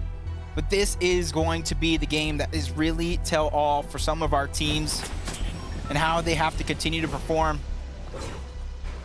From Pump and DGen winning the game, almost looks like it's seemingly uncontested towards Shattered Slabs. Since they were able to win that game, they were getting contested by Zello and Liftical, who are no longer there, except in users. They've been at this frenzy almost all day long. They get that first MK Alpha. They're trying to put down the shots. That is 88 damage and the first knock as 2 AM Frenzy King goes down. He spots his teammate into the distance, continues to put out the fire, but realizes users in a 1v2, and he gets dropped, so it's just a trade for trade right out of the gates between some teams, but it's Accept who stands tall and saves his teammate before getting eliminated altogether. Frenzy Kings or Frenzy Jesters just not looking good right now. Going down on spawn, never a good look, but with so many good teams fighting here, there's always a chance that you could get caught out. Scoped in Magnolia. He's been landing here all game long. At times even disengaging, but Scope is just ripping through the builds with the Flapjack. Flapjack actually has extra damage to structures.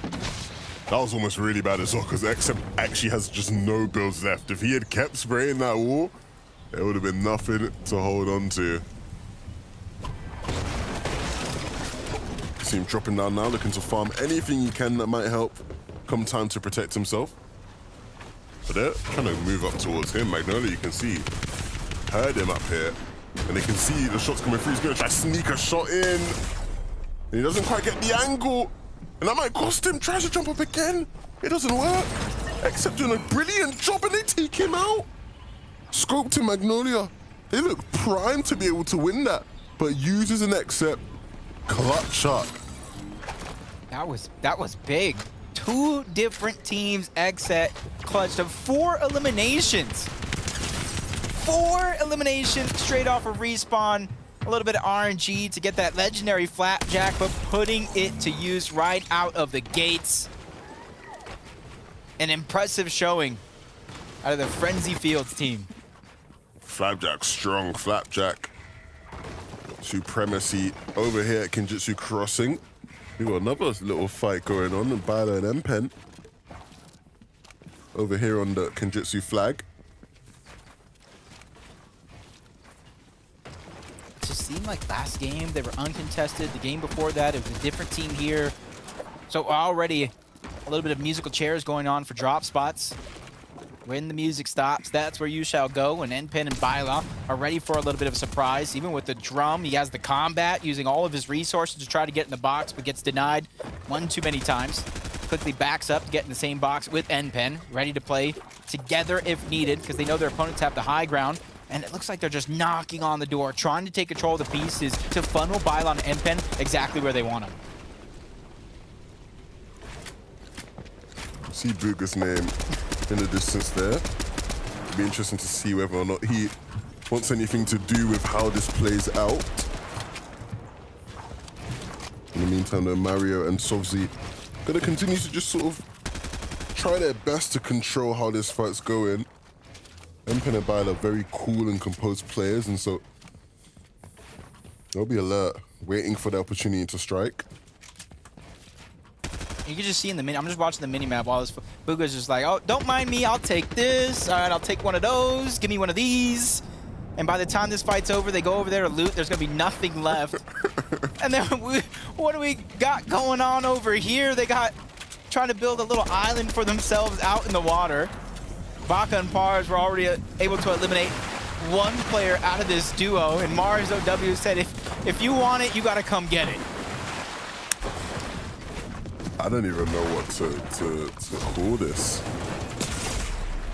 It's the new meta. Oh my god, this is not okay. We should not be watching a fight here. There's no map on the map. Yeah, like that's how deep. There's no map on the map. They're gonna have to build their own. Pars take a high ground. Depending on if they know exactly where he's at. Slap Splash is being used. The unlimited stamina. Huge tool in some of these teams' success, especially if they're trying to get away. And there goes Mars, finally taken down. But depending on where this zone was, this could be a nightmare for Pars Baka for the rest of the game. Uh-oh. This fight took too long. Enough with the loot. Booga and Threats are now coming in for the actual elimination. One's gonna get cleaned up. There goes that first team down, but Byla and NPen now are getting taken down because of Threats and Booga. Right timing, and there goes the full elimination onto NPen. He gets cleaned up. Byla soon to follow, and this is exactly what happens when you're on this southeast side of the map. There are so many great teams here. If they go ahead and hear a battle that's going down too long, they're gonna third party. And they saw an opportunity not only just a third party, but just to clean it up altogether. Yeah, that's just tough. Like you said, it just took way too long for Byla and NPen to really get anything done there. And so Booga and Threats, after looting up every single area around, had enough loot to just waltz on in and take the fights. Uh-oh. This is not good for Pump and Degen. I thought they were uncontested for the most part, but they might have thought the same thing. Game 3, things change. A lot of these teams realizing if I want to take my own fate into my hands, I have to start making some proactive moves. And Degen and Pump eliminated altogether out of Shattered Slabs. It's just one of those things where you start off the tournament hot, you get a victory royale, you think things are going your way, but honestly, at the same time, I don't think any champions, I don't think anybody at the top of anybody's historical list would get there without adversity.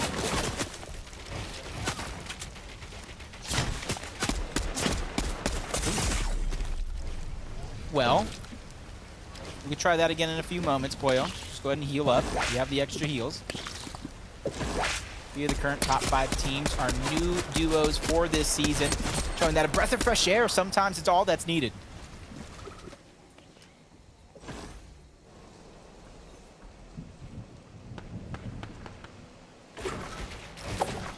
Lady Jacob toward Rumble Ruins. Him and Notch. 2 aggressive players coming from that NA West region. Lady Jacob bouncing around duos, not really finding that one just yet.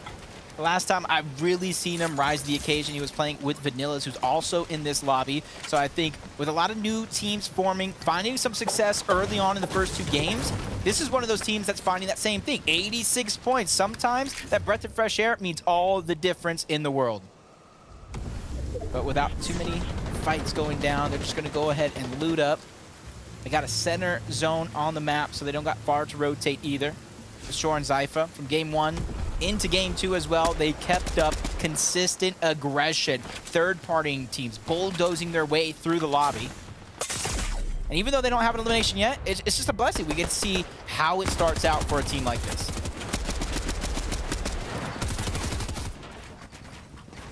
Zello and User find themselves here in a fight just at Sappy Shores.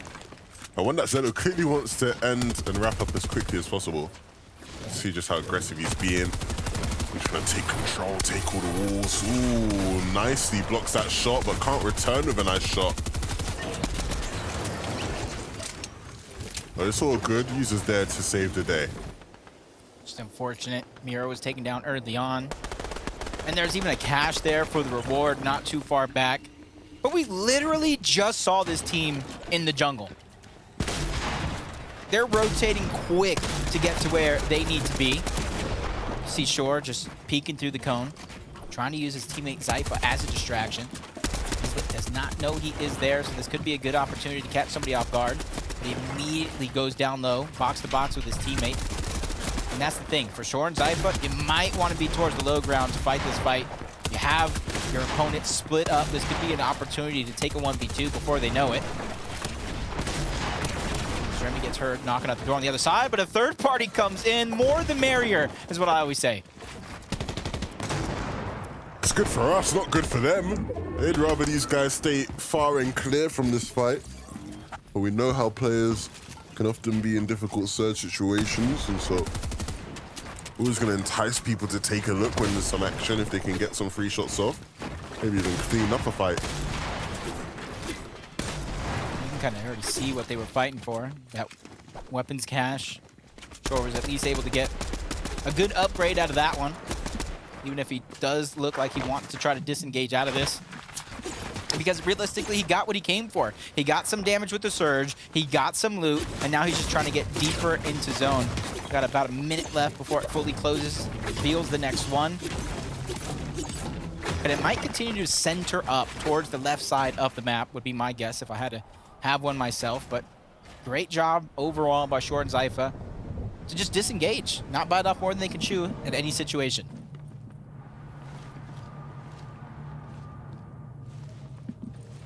But with all this action finally slowing down, we got Vivid to let us know what so many teams are up to. Yeah, Mega City has been hot. Of course, we have Clix and Epic Whale landing over there, Batman Booga, but the edge is actually going to go over towards Stacky and Redux as they are going to be the ones getting the priority over that key card. Now, of course, that does give them access to the vault, the mythic Flapjack Rifle, those slurp jerseys, and of course, our mid-match objective now from those vaults, plus 3 points.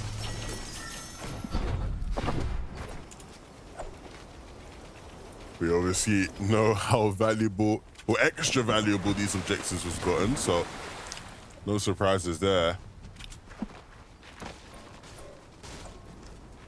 So we got a little bit north of Frenzy Field, south of Brutal Bastion. Trying to think who might have got the best pull in here. Maybe Wavy Jacob over towards Rumble Ruins.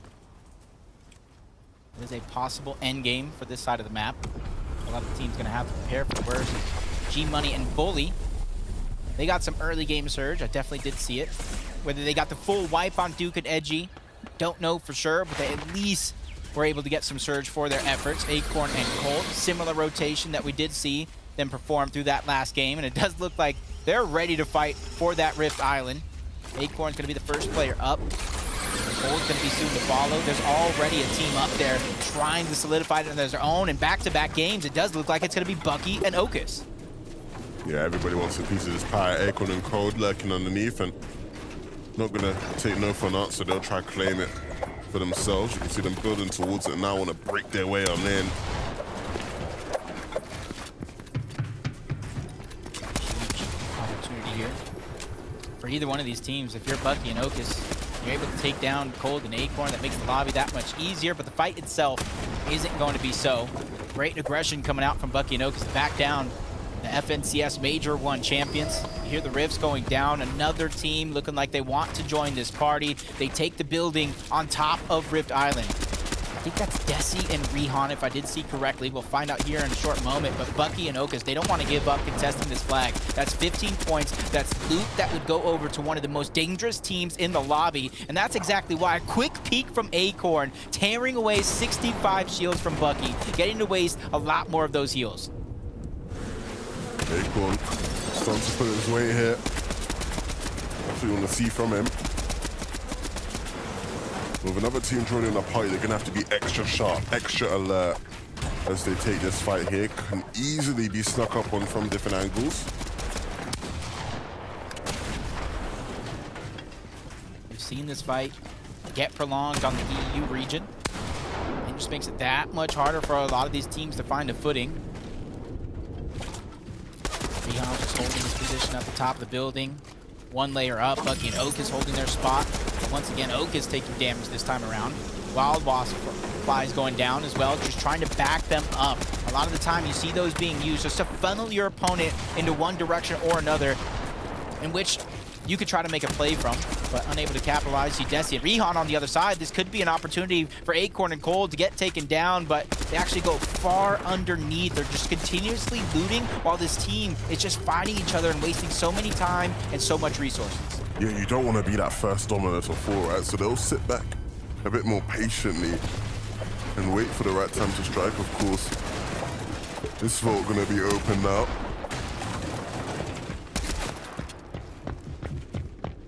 Another player nearby. Looks like a solo. Don't know if he's on top of Rift Island or underneath, just trying to bypass everybody else, but sooner or later he's going to have to rotate away from Rift Island along with the zone. The crucial battle does continue. It'll boost either one of these teams up the leaderboard if they're able to capture that 15 points alone. And then depending on how they play the rest of the game out, could have potential for first place. The bird's eye POV of just what we have going on. You can see the sort of sandwich we have going. And so Acorn and Cold going to try get themselves out of this one. And that starts with some shotgun shots to the faces of Okus and Bucky. The point itself is almost captured as well, so if either one of these teams do a hokey pokey and take their foot out of the hill, that capture point will go on over. But once again, it looks like Desi and Rihan return. And the problem there for Acorn and Cold is that trying to box fight a duo out of one box like this is so tough to really create or find any space. It's why often you'll see players box up and create as much space as possible, gives them more angles to work with. Now you're seeing the effects of them as well, being so congested in that little box. Chucking some wasp on them, gonna make him a bit more uncomfortable, give them even less room and space to work with. Somebody else just, I just heard the gliders. Somebody else just joined the fight. They said, hey, you guys are having fun up here. What about me? I want 15 points. I want some good loot. And now a lot of these teams, as it continues, are going to have to make a decision. Is it worth it overall? You see the zone pulling away. It's not too far of a journey from anybody on top of Rift Island, especially if they want to use that launch pad. And you even see Acorn and Cold choosing to, looking like they want to disengage just a little bit. Bucky and Oak is not backing up either. This has to be probably one of the longest fights we will see in the game today. Yeah, I'm sure they're fuming as well, man. A couple other games, Rift Island wasn't this heavily contested. This game, everybody wants to get involved in it. At the worst possible time for them. Looks like somebody was getting damaged by Surge. Bucky and Okus are finally going to get the capture point. 15 more points added to their total due to that mid-match objective. And now all that loot might be a smart decision by Acorn and Cold. I thought I heard for a moment, it's huge, I thought that somebody was taking damage to Storm Surge for a second there. And if that was true and Acorn and Cold are down on Storm Surge, I think it's a brilliant play for them to just disengage, look for shots around off of Rift Island, and then you can go back and scavenge together the rest of the loot.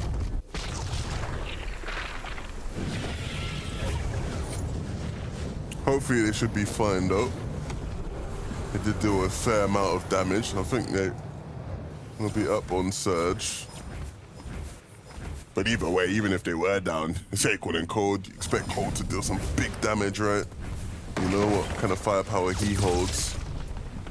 Uh-oh. This is the team that's down on Surge. A little late to get in. Everybody's already boxed up. Slurp juice is going to be used. I get the idea around it. You don't want to expend all your minis, all your big pots, when you can just let the slurp juice do its thing. But they're not finding any opportunities except for one shot. Landed onto Macwood and Blake, but it's actually Epic Well in the feed who goes down to the storm. So Click's possibly left by himself. It's Noxy and D-Roller. Trying to put some shots on to the last FNCS West champions. Instead of just shots, they're ready to go in, knocking at the door, but they answer, and they answer big. Bolt and Thoric just shut down Noxy and get rewarded for their great defensive efforts, but from one player to the next, D-Roller gets shut down as well. Really brutal. We're seeing it. The fights that are just being forced here, and the fights that are sadly not going in the favor of a lot of these guys are watching. Cold. Left as a solo. Really good materials. And the loadout, it will be formidable. Unfortunately, no duo partner to help him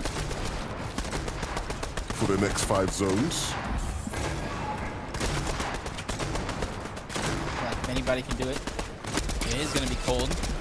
See Shore getting busy in the elimination feed. Something we've seen him do for almost 3 straight games.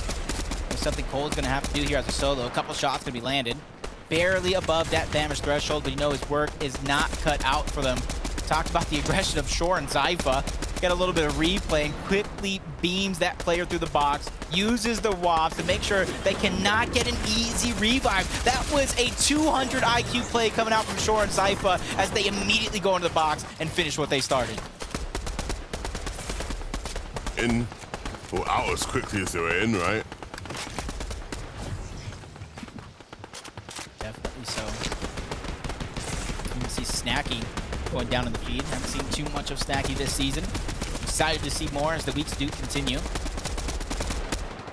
It's 39 above. Acorn is barely doing enough to where he doesn't have to worry about Surge. 26 teams still left alive, so placement points haven't even begun to set in yet. You see a Rise and User getting beamed by Booga and Threats. 2 top teams below another FNCS championship team, right next to an FNCS winner who's stuck as an individual. This side of the map is definitely stacked. Every side of the map's going to become stacked as we get closer and closer to all these players being pushed into that smaller zone. And for Canada and Aegis, it's been a bit off and on every time we've tuned in to see them, but they are definitely hanging into this competition. This could be the game that puts them into the limelight. Siren and Noisy moving across the zone, and there are a couple of players in between them. They're going to hope that maybe they can hit a shot or two on some stranglers running about the place. Potential strangle opportunity here. And Siren not hitting the shot. Finally connects with something. But I feel like it might be a little too late in the zone. And now taken out.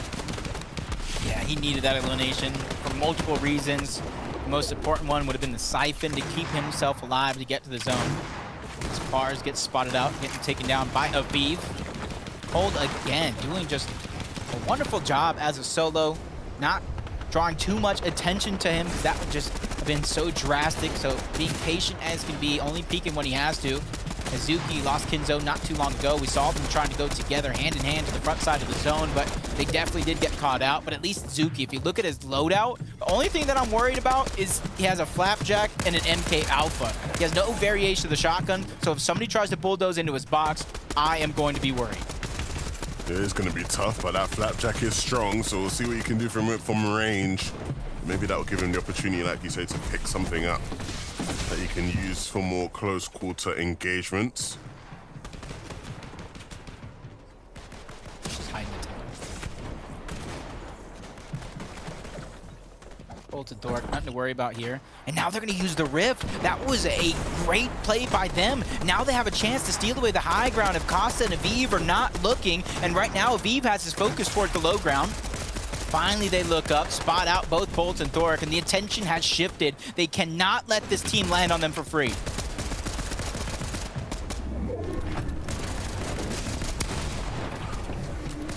Oh, barely missing that one fully. That could have been a great opportunity for them, but they do still have a stake in this game. Need to try and just get above that threshold though, and the opportunity is very much there. Look at that ramp take. Timing on point. And now they just have height so easy. They made it look incredibly swift. And that's because it was ramped up at the perfect time and caught out the players who just were not expecting anyone from the zone. Especially since that high ground, they were just so distracted by the rift. That was perfect opportunity for Bully and G-Money to take advantage. We see Shore and Sypha, 3 eliminations, trying to do the best they can, along with Bugha and Threats, trying to stay front of the zone. They don't want to get caught behind everybody else who might be looking for elimination and a refresh. Threats, Bugha still feeling that pressure. It's them who actually might need a refresh themselves because they're running out of mats and resources. Refresh opportunities are certainly there though, so no need to panic just yet. If you look down, there will be some players, and they're very much aware of it, going to try and get an all-in play, want to get in the box and deal the damage, and that's what they'll do. Threats does not miss those. And so that should keep them going in this game just a bit longer. Plenty of wood added, and you'll see he's just going to use all of that wood to tart them into a safer position in the zone. They immediately just ran past everybody below him because they don't want to get stuck. Baka gets 2. Jackson and Aegis go down. Reitz drops out as well. Chubb's left by himself. He's going in and out of covers, landing some crucial shots, but the pressure is there on the other side. He needs to find a couple of seconds. Slurp Juice is already popped off, but there goes the second one. Now he has to find a way to get into the zone while Threats is trying to get into the box. He has Bugha on the other side fighting his own battle, and they both get shut down. They both fall and get sent back to the lobby. A bit too big for the boots at the end there. They wanted to take the fight and get punished for it. But up above, you see Bully and G-Money, who after taking height have just been able to sit there. Big chilling as everybody beneath them scurries around trying to find any semblance of control. Just doing amazing things. Shore by himself, Chubbs by himself. He's the one that's taking a lot of the pressure. Bully and G-Money, they have the high ground, just dealing so much damage, causing destruction to the structures as Shore finally gets taken down. G-Money with the breacher, breaking through all the builds, getting it under his control. A rare miss coming out from Bully is going to allow Convict to survive just a little bit longer. It seems like it's a battle for second place with Bully and G-Money having full control. Chubbs gets dropped down. G-Money's ready to finish this fight, and he does so convincingly to take the game. The boy G-Money paired up with Bully are here to stay. Very much an impressive game from them, but they showcased that they are definitely one of the players for height. The timing was excellent. They were down on Surge, Jacob. The game looked like if they made the wrong play, it was going to be completely over, but they made the best play possible. A quite literal game-winning play, and from there we're able to close things out well. Look at this was it right here. Ramping up, needs Surge, big 150 to the dome, cleans up the rest as well. And Aviv did not see it coming whatsoever, and from there they just sat above everybody else, spraying down. I'm gonna put that play in my wallet and spend it because it was money. The huge distraction from the high ground. You saw their focus was on Bolt and Thorix as they rifted down, and G-Money and Bully. That is just a huge play, and the excitement coming out, letting people know we are a team, we're one to be reckoned with, and you better not forget our names. I love that, the passion from G-Money. You see how much it means to him, and understandably so. A huge win under the circumstances. We know how crucial getting as many points is today in terms of the consistency over the course of the qualifiers. Very, very impressive from Bully and G-Man. No, it definitely is. And once again, another team rising to the top and putting a huge amount of confusion to that leaderboard, because now nobody knows where they stand, but there's 3 people that can break it all down. It's Zeke, it's Taco, and Mini Miner. Thank y'all so much, man. As these guys talk about, look at that passion. G-Money getting himself that big victory royale, and branding is on point, because if you saw the background, lots of money just all around the walls. Wow. Bully as well. You know, these guys, it looked like right when they went for that high ground take, It was just like that perfect little window coming in where Aviv just wasn't prepared for it. And I like the thing that kind of happened was they got the elimination on the first duo mate, but they didn't full confirm, right? They dropped one. They said, we have to take out Aviv. Just run at him, mate, right here. Just run at him. Make sure he goes down 2. He's starting to turn. It's too late. They've already taken over Height Taco. It's done. It was just a complete bamboozle there for Aviv as far as Wooly and G-Money were concerned. They did an excellent job of just making sure to capitalize on the fact that Aviv's focus was elsewhere. But for me, I think that the real takeaway is that the catalyst for this duo, in terms of how well they performed this game, it goes back to the early game. I think them finding a nice elimination onto Edgy and Dukes is what really put them in a great position to even start to make that rotation going all the way from Steamy Springs up to where these final zones were at.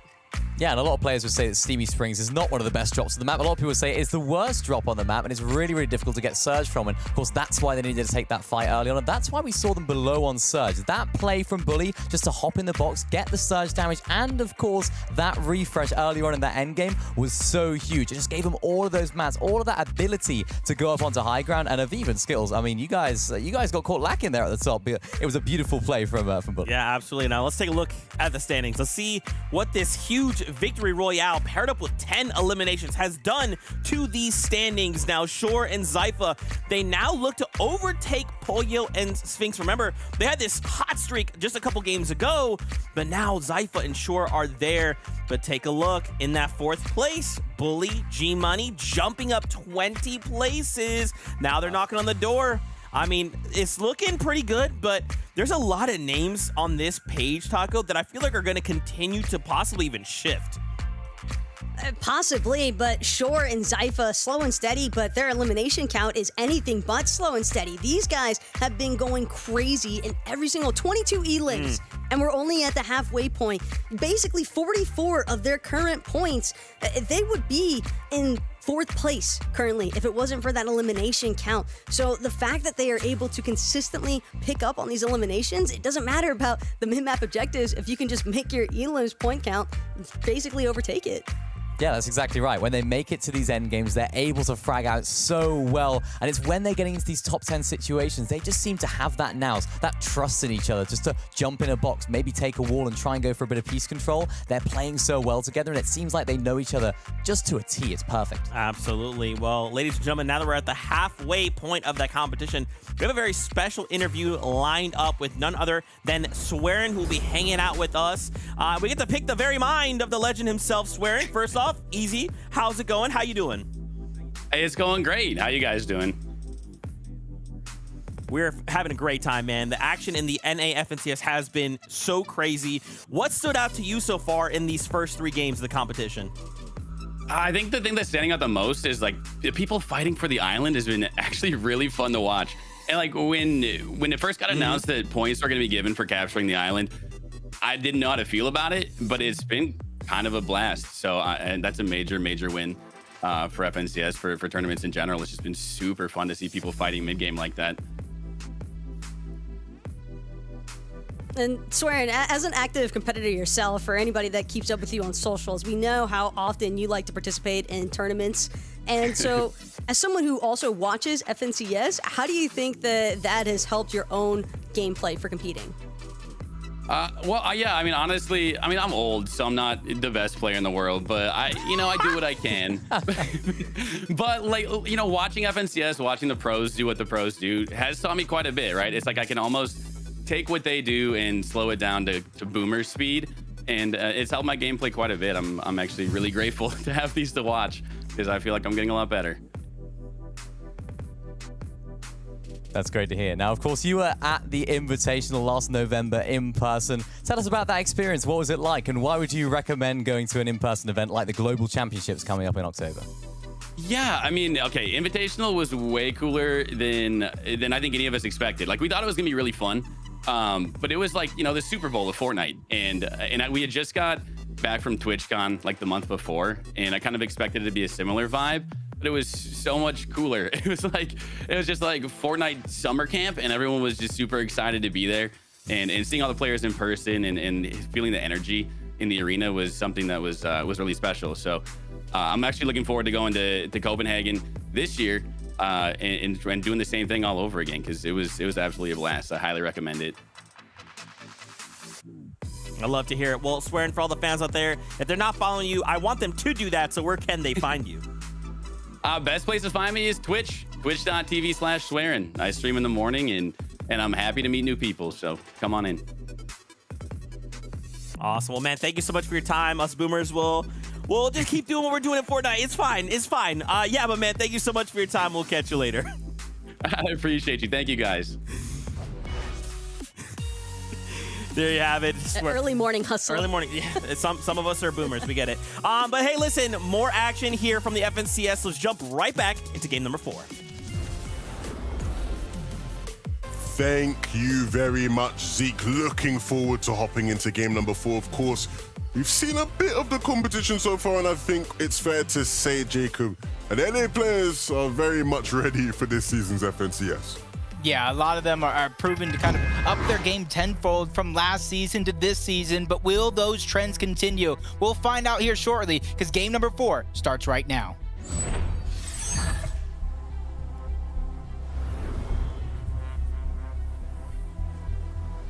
Players are jumping out of the battle bus and looking to begin their journeys towards that victory royale.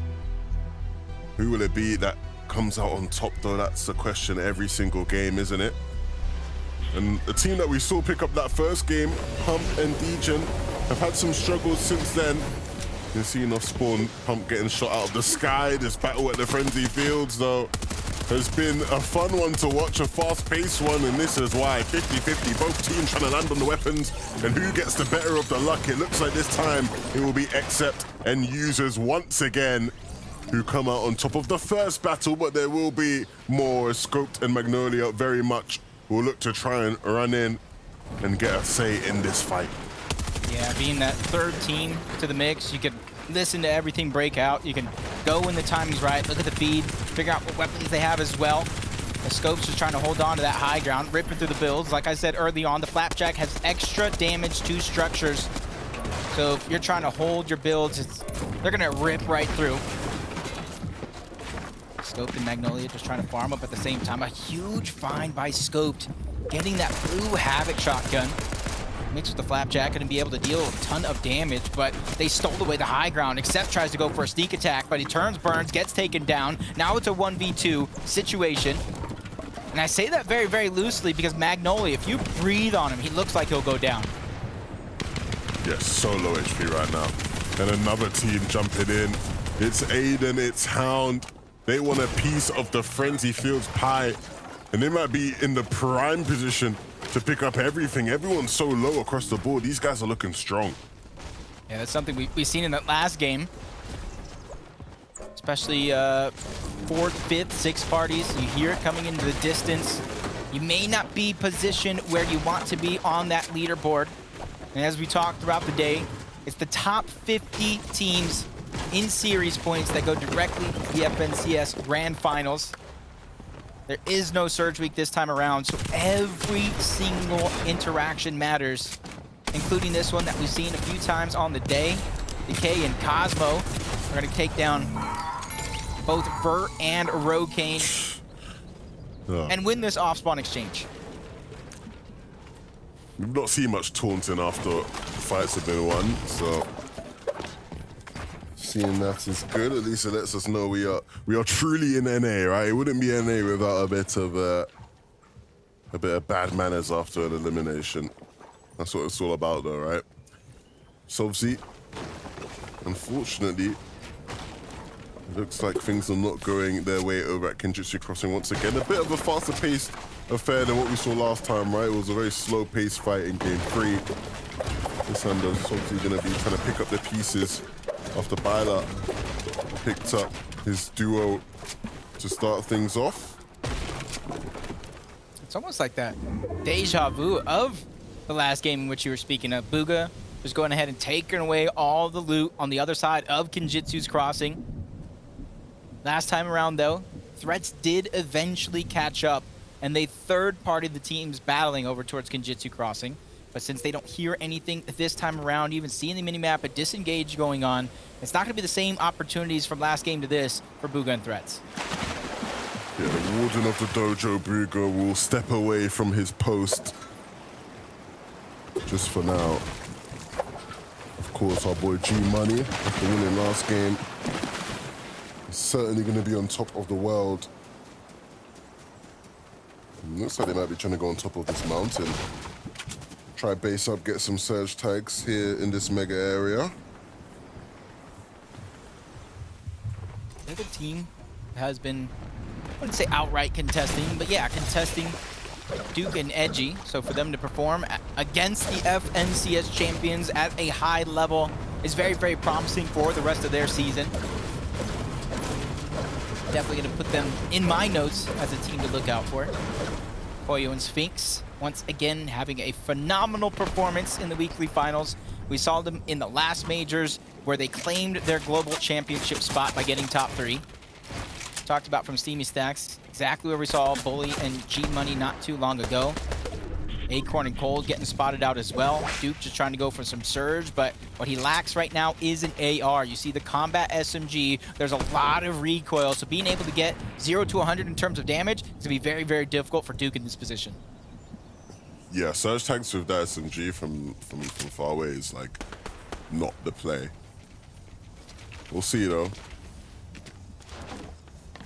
Whether or not you can connect with anything. Someone's connecting with him. This zone, I feel like, is just going north. It's going to be a northeast zone this time around. Northeast Where zone, exactly? Yeah, I wouldn't say it's going to like go brutal or all the way north towards Lonely, but it is going to end in the snow POI somewhere. Okay.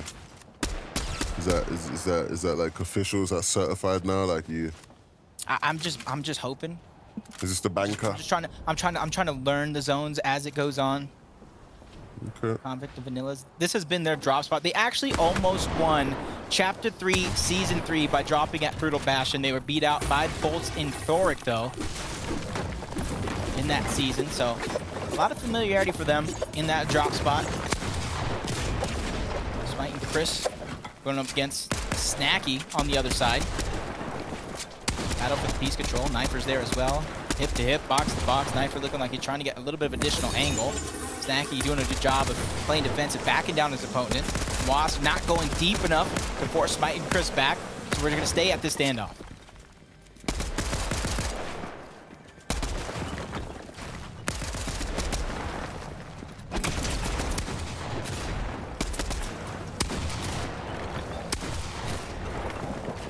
Just continues. Both these players just not wanting to give up. Yeah, they might be forced to give up though. Snacky chunking a huge shotgun shot there. And that's gonna just force him and Snacky to take a bit of a rain check, slow down a bit, and look to heal. Smite and Chris definitely do hit hard when given the opportunity.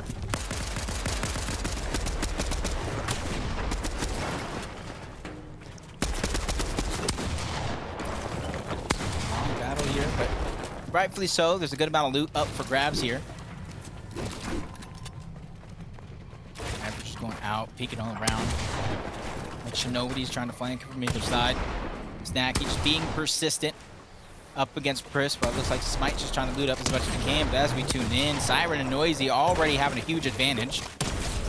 Backing up User further and further. They clean up one. That's going to be the Siphon. A little bit of a refresh. You see that he's max mats as well. They're hot on the chase. Third party coming in. Siren maybe biting off more than he can chew. He goes down. A window of opportunity has just been opened up. Noisy's going to try to go for the revive, but the shots are still firing in from that third party. They clean that one up, and lo and behold, it's Shore and it's Zypha continuing their third party aggression throughout each and every one of these games so far today. Yeah, these guys do not stop. They do not slow down. They do not bend or break.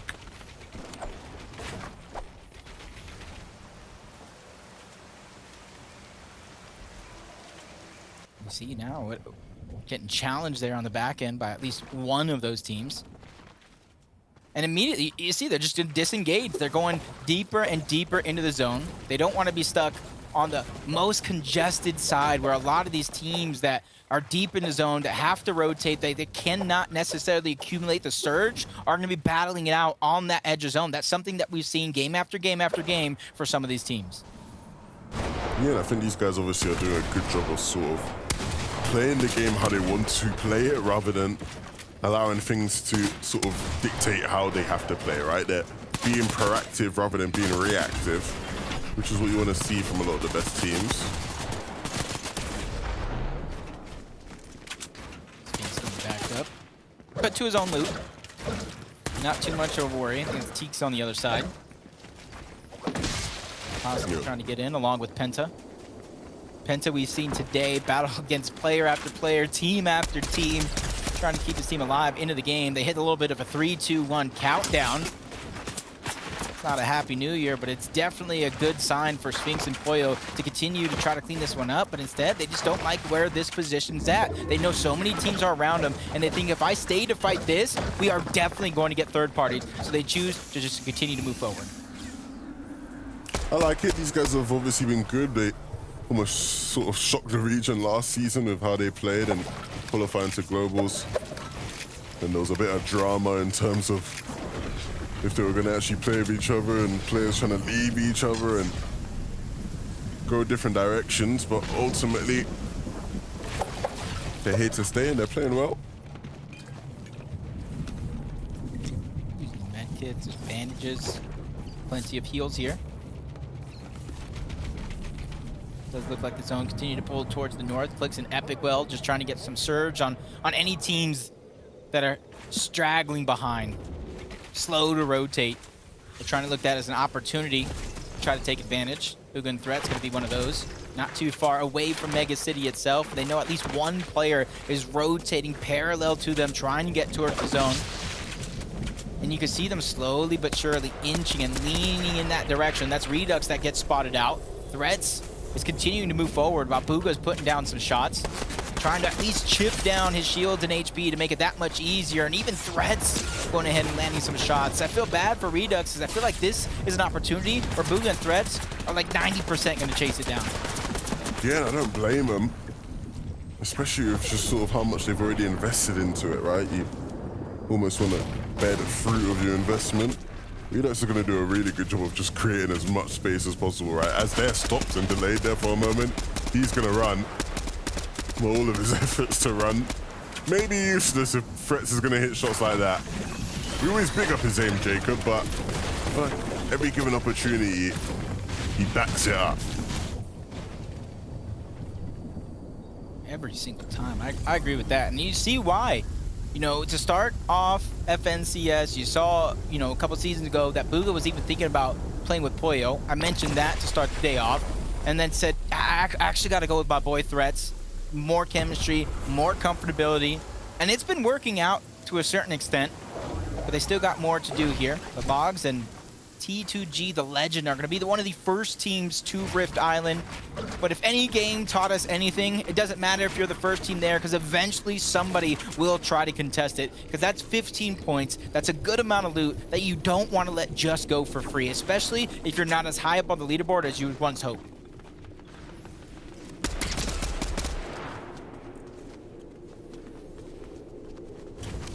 Let's take a look at what Sogzy was able to do here. Breaking his way in, brute forcing his way in before getting the revive off. No fear whatsoever. That's what you gotta do. See Rise and User, just judging by their loadout here. 3 more points for those mid-match objectives. It does look like they might have captured that vault that they do spawn at. Somebody might have just went down. They went from 297 to 399 above the damage threshold. Great shots. Great proactivity coming out from them. Penta and Teeks still box to box. Blake and Mackwood, who have traveled quite far from Lonely Labs to try to secure this position.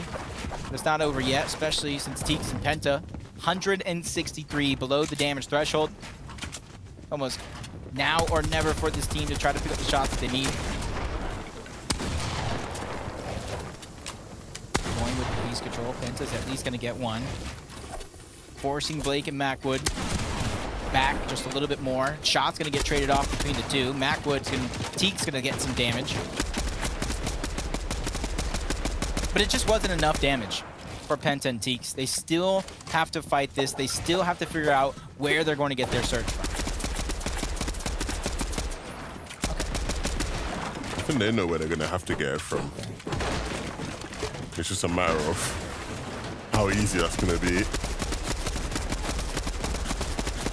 You even see at times that they're just looking off of the structure that they're currently built on, and some of those teams that are around them in the distance to try to even get some shots.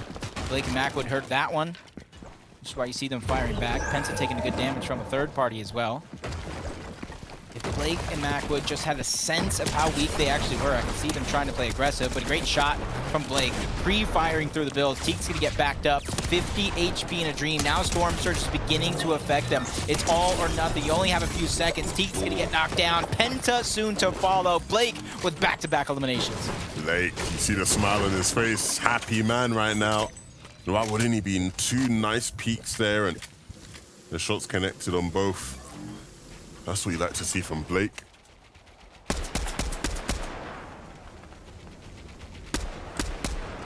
Cold. 82 points. Not indicative of how they've been performing from Cash Cups and in round number 2. But they definitely, like you mentioned yourself, holding themselves accountable for what happened in that last major.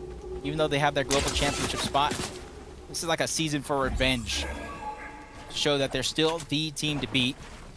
Bylon and Pen just trying to rotate, get in front of a team. Even though they are 100 above, they know that's not a feeling of comfortability in a lobby just like this. It's Kanata and Aegis, a team that we haven't seen too much from. This is your time to shine. Start to climb up that leaderboard. There goes the first knock. Kanata's going to take down one. Goes back to back as he takes down N-Pen as well. A huge double elimination coming out from Kanata, but it can only be celebrated for so long. They became the focus for a few seconds. Kanata is just different gravy, man. You know you expect to see some sort of highlight from him throughout the day at some point. A rare missed shot, but then he made sure to hit the next couple. And that's just beautifully done, man. Making 2 top players within the region look like easy work.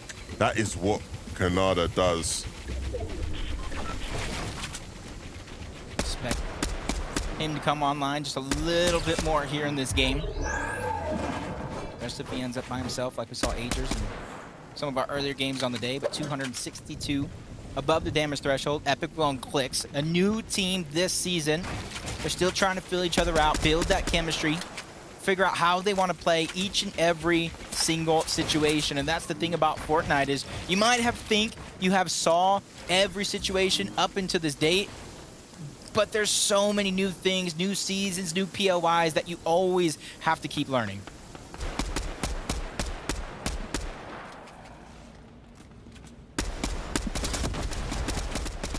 If you want to learn, you probably should learn from Zypher and Shaw. They've been pretty decent today, eh? Pretty decent, actually. And it's funny to say that 2 eliminations, 157 above the threshold, is a little bit of a quiet game for how they've been performing already on the day.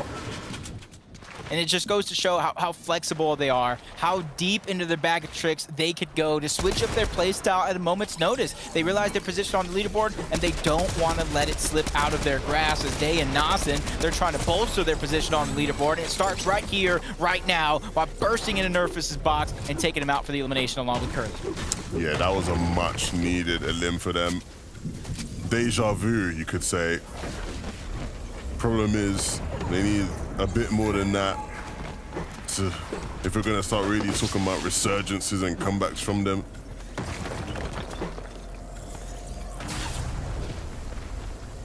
Still 32 teams left alive, though. Placement points haven't begun to click in. As Day just gets flanked here for a moment. Not to the zone just yet. Nasen is trying to go ahead and look back, alleviate some of that pressure, put down some shots to make it a little bit easier for Day to try to rotate. The only thing about this team is they're 67 above the damage threshold. It's going to allow them to survive for now, but in the back of their minds, they know they still need to be proactive in a lobby just like this. So we finally see Booga and Threats yet again, 220 above the damage threshold. And they've actually been rotating. You see they land towards the south side of the map. They wrapped around all the way towards the east. They went up north, and now they have to go south and west. It shouldn't be too tough for them as well either. You can see them sort of scouting it out, the path they want to take. And there's plenty of trees they can use for line of sights, different sort of valleys as well that will change the vision people have of them. If they want to move towards zone, they definitely can. even though they have one of the longer distances to travel. Ooh, slap dab in the center of zone though. Bully and G Money. I don't really like their heal situation or their medium ammo. So in the back of their mind, they're probably thinking, we need a refresh. We need to figure out where we're going to get it from. 28 damage above the threshold. That's not really anything you can hang your hat on. Yeah, that's not a great spot to be in at all. Refresh is definitely needed, but who better than Willie and G Money to do that? Need to start scouting their surroundings. It doesn't seem like anything's going to come from there, so may have to be the players who start to rotate into the zone.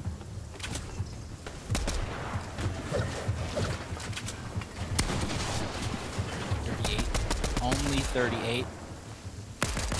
He has 2 different MK alphas and a very little ammo.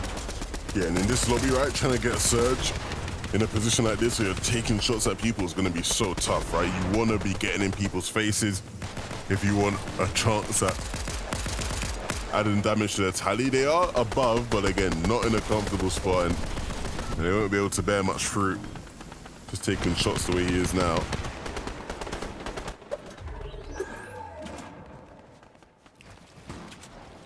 Not too bad of a pull for him, though. I will say that. Still lacking a lot of ammo to try to keep the pressure there. Both of them have about a clip left in any of their MK alphas in this situation. Not the best when it comes to materials. But we know how capable they are of finding something at a moment's notice. Zypha becomes pressured. Just trying to hold on along the shore. 14 HP. Needs some second of stability here to try to get his minis and his big pots off, but now Shore's taking the brunt of the damage. Finally, that pressure has been alleviated for a short moment, as everybody now has to rotate from point A to point B. That is tough for them. But they are resilient, they won't give up. And it won't be the end of their game. The med miss coming through is huge, and if they can get time once they get to zone, there's a big pot for them to use as well. Locking the feet, taking down Nasen. Dave falls as well to Osid. So they're out. At least they got a couple placement points for their efforts here in this game. As Shore and Zypha, they have 5 eliminations. A ton of damage when it comes to Storm Surge. Zypha even has a big pot, so health and HP isn't necessarily going to be a worry as they finally get towards the front side of the zone. Shore's going to be the one leading the way there. But as we jump on board Poyo and Sphinx, it's actually just Sphinx, and now it's his turn to clutch up. We saw Poyo do it last game, now it's your turn. Yeah, and Poyo very much is a big clutch player. That's a situation where you are familiar with him, you know he's going to do well. Sphinx, though, now's a chance to make that kind of impression. G Money, unfortunately, isn't going to be playing with Bully in this endgame. And it's not going to be him playing in the endgame at all because he gets taken out. The winners of last game. Big opportunity for Snacky and Knifer to try to pick up the pace here.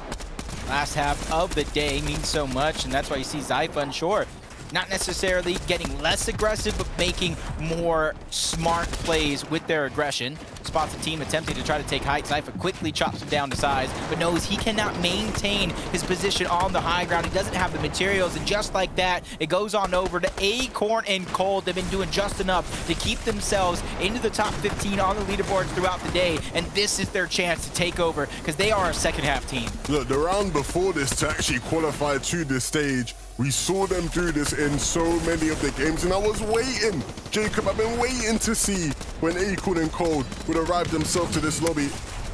And this might just be the time. Canada and Aegis, some of their biggest competition in this game, are struggling right now. Fortunately for the zone, it pulls back in their favor, and that gives them the time. A very, very lucky zone pull. Canada was looking really, really hurt there.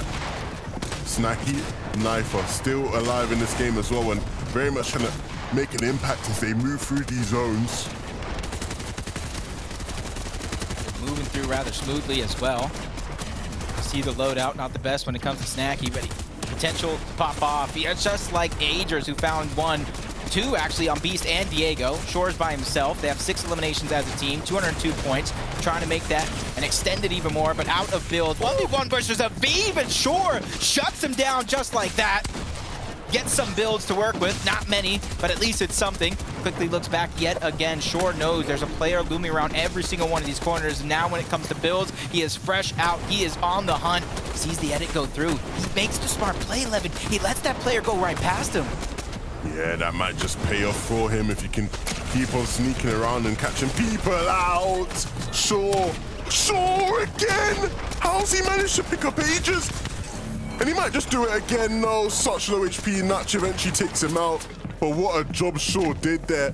Threats now just one tick away from being taken out of the game. Needs to get a refresh for that Siphon HP. And the opportunities are certainly there, but the mats are starting to run thin for him. And before a couple of these players did go down, he was at once the only solo left in the game. And with Blake and Macwood actually getting tossed back to the lobby, he's once again the only solo. Notch and Wavy Jacob doing what they can. 6 eliminations, trying to get in front, trying to go around. They don't have builds to protect themselves. Wavy Jacob gets lost. It's all up to Notch. He's sneaking around, lands a crucial shot on the Reed, and now he's not staying. He's not getting too greedy. Using the med miss, trying to get right back into the zone. But Reed's on the hunt, but he gets shut down altogether. Notch standing 10 toes down to hold his position in the game. Such a clean shot, and maybe another one on the horizon.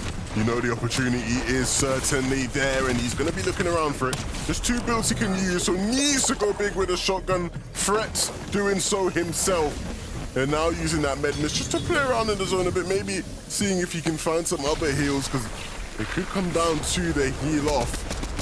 But very much going to be biding his time before getting back in. That Medmiss is running low, and so now a 1v1 opportunity here against Natch. Both these guys have been hitting hard, but it will be Natch who hits harder. 6 limbs already, and now trying to add to that tally. Still players around him, but it's 2 duos that now determine his fate.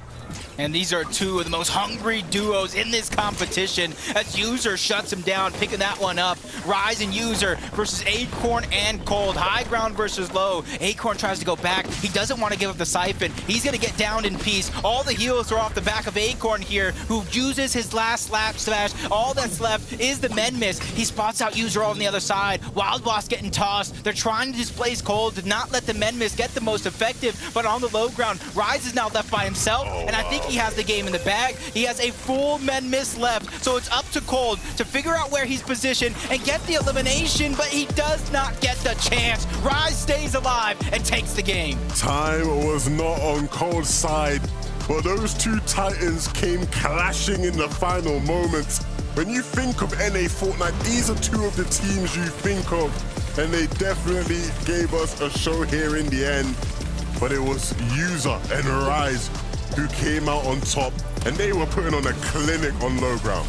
Yeah, they are playing so solid on the day. I expect to see more with the performance that we are having, especially you add on that victory royale, and this was a huge one, taking down Notch. Notch did all the hard work for half the teams in here, taking down so many players as a solo up until this point. Rise knew where all the heals was. He backtracks to take the game, and a huge momentum boost for a team that was already positioned in our top 10. Yeah, really happy to see them being able to pop off like that. Of course, User very much doesn't get the chance with the way their playstyle is so strict. He's almost restricted in and has to pick his right moments to be able to pop off. But when given those moments, Jacob, he's gonna go crazy. A nice win for that duo, and many more to be added up in the standings. And send it back to Zeke and Giannis to break it all down. Thank you guys so much. There's only 2 more games left here on NA. And remember, we're playing to put series point leaderboard points on the series point leaderboard. It's a tongue twister. I did that on purpose. But at the end of the day, we're just looking to place as high as we can to slam points on that other leaderboard. Now, after this game, User and Rise, they went crazy. They finally, as Levin said, had that opportunity to just operate, right? You just say, hey, we're finally in a position where we can just try and do our own thing. And of course, the moment that happens, Daco, they are good to go.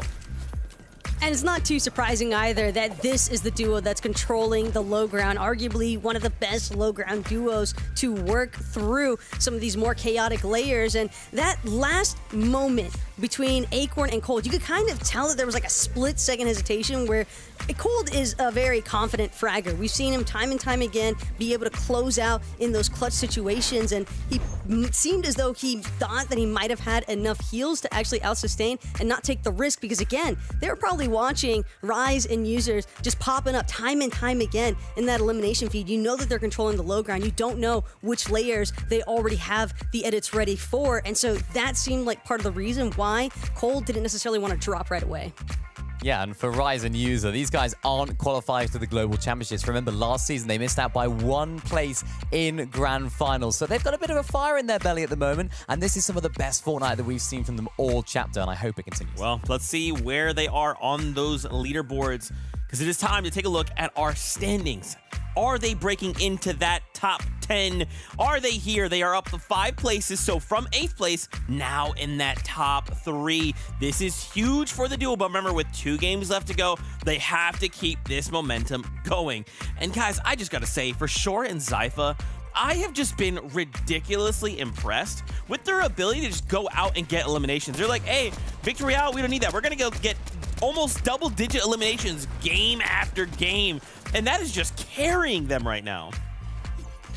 Yeah, it's actually disgusting, honestly, how far up in elimination points these two have been able to secure. I mean, 60 points off of 30 eliminations. Wow. You wouldn't necessarily expect this to be a weekly finals lobby, but it is a finals lobby, and yet these two are making it look as though it's still in opens.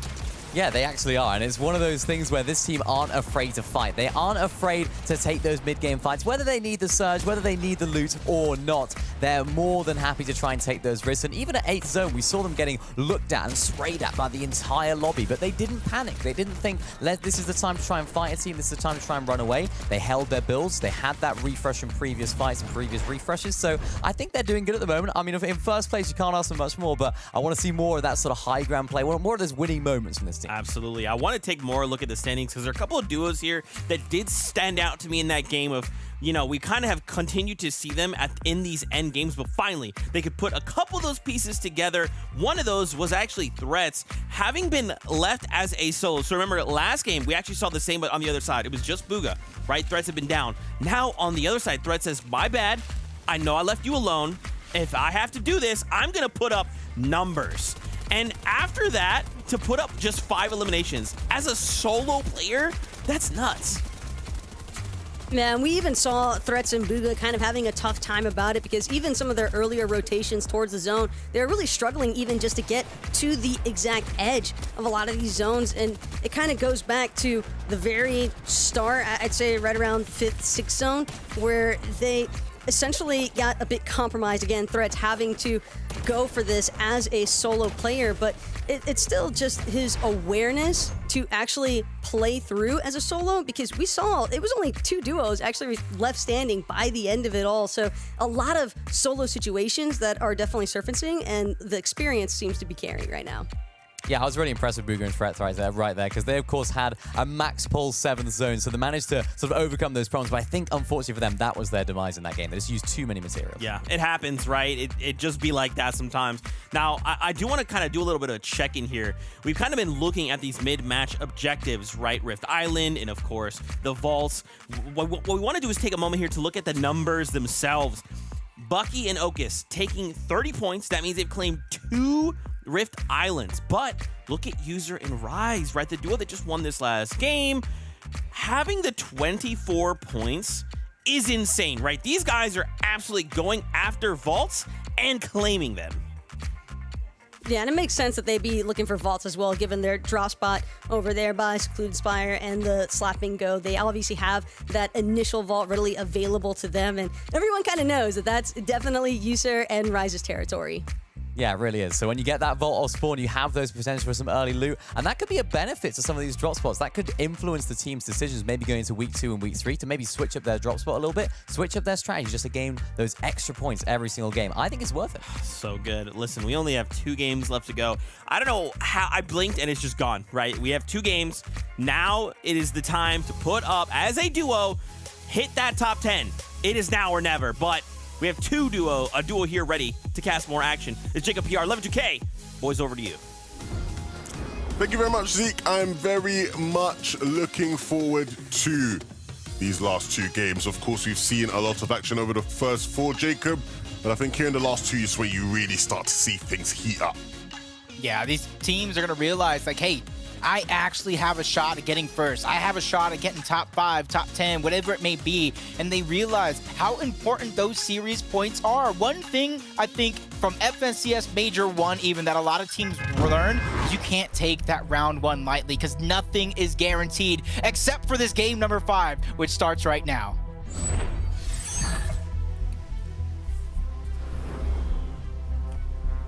Two opportunities left today to make your mark in qualifier 1.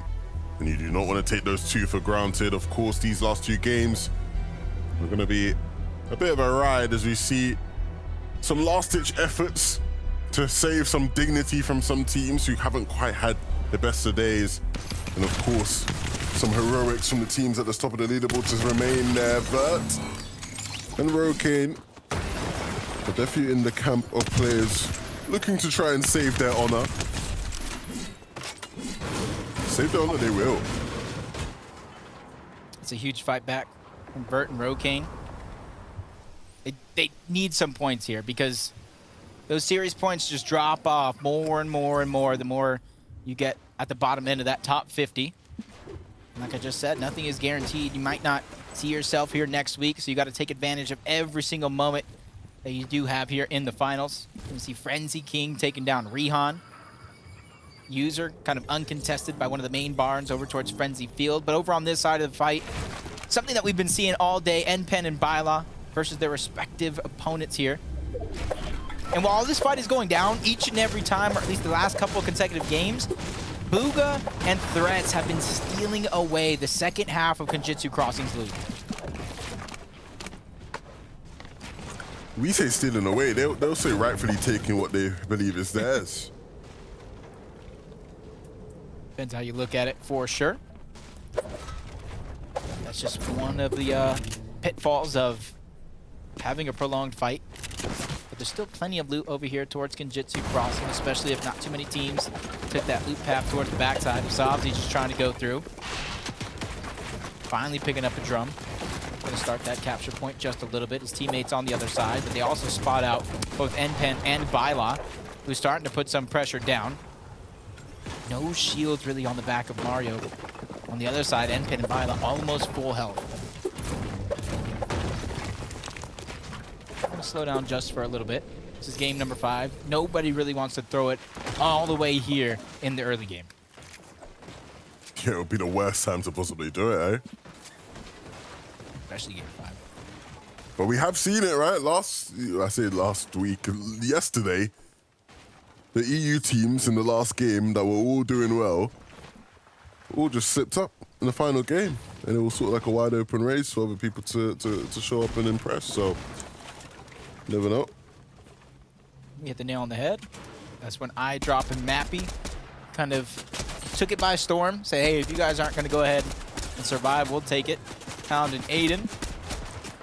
Over here towards this mansion on the outside is a potential vault in which Zukis and Kinzo are just trying to push them further and further back. I know last season Zukis was landing here with Punisher. So he does have some familiarity in terms of drop spot and trying to get the best out of your drop overall, beat your team to the punch. And right now it seems like they've at least succeeded here in step 1. Push that team off and then hope for the vault to go in your direction.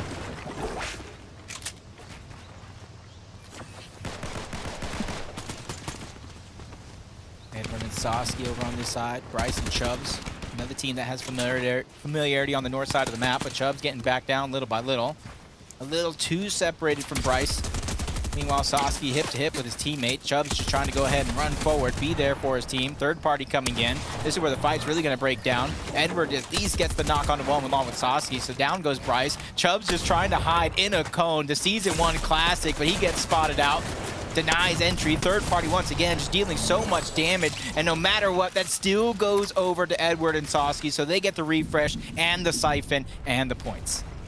I like that. Oh, whoa, what's going on over here? Last time we saw them, they were on an ocean adventure, a cruise deep in the sea. This time around, they're ready to fight back. Ibaka has to do it by himself against Stifferuni and Mars.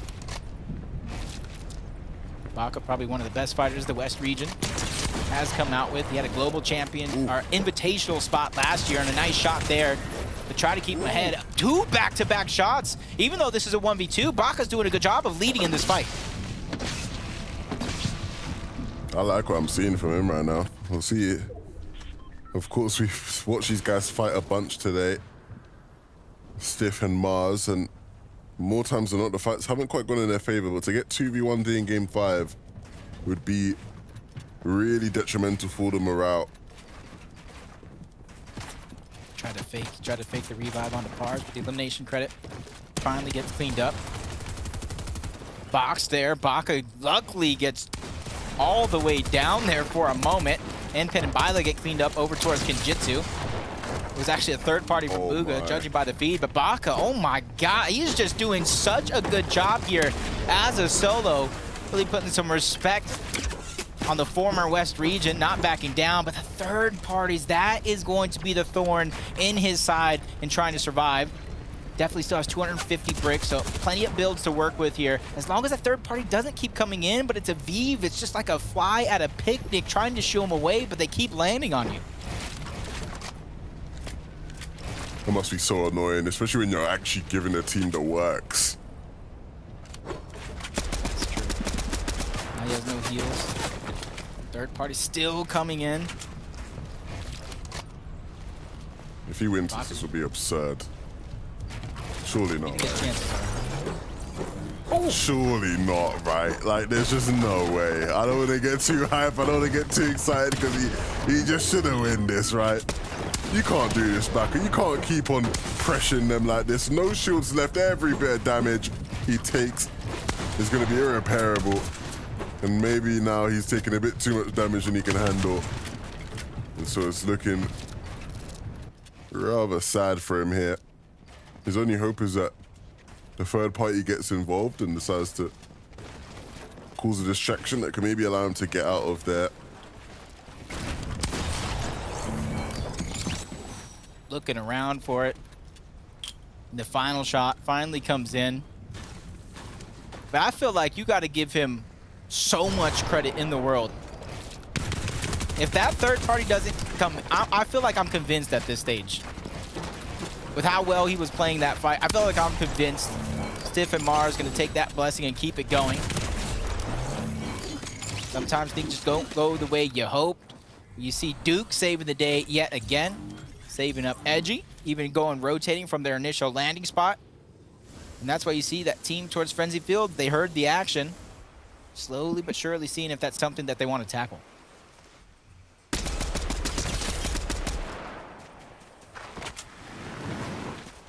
That's a beam and a half. See that Zypha's gone this time around. 5 eliminations every game for sure, and Zypha the only team across all regions to do that. That is unheard of.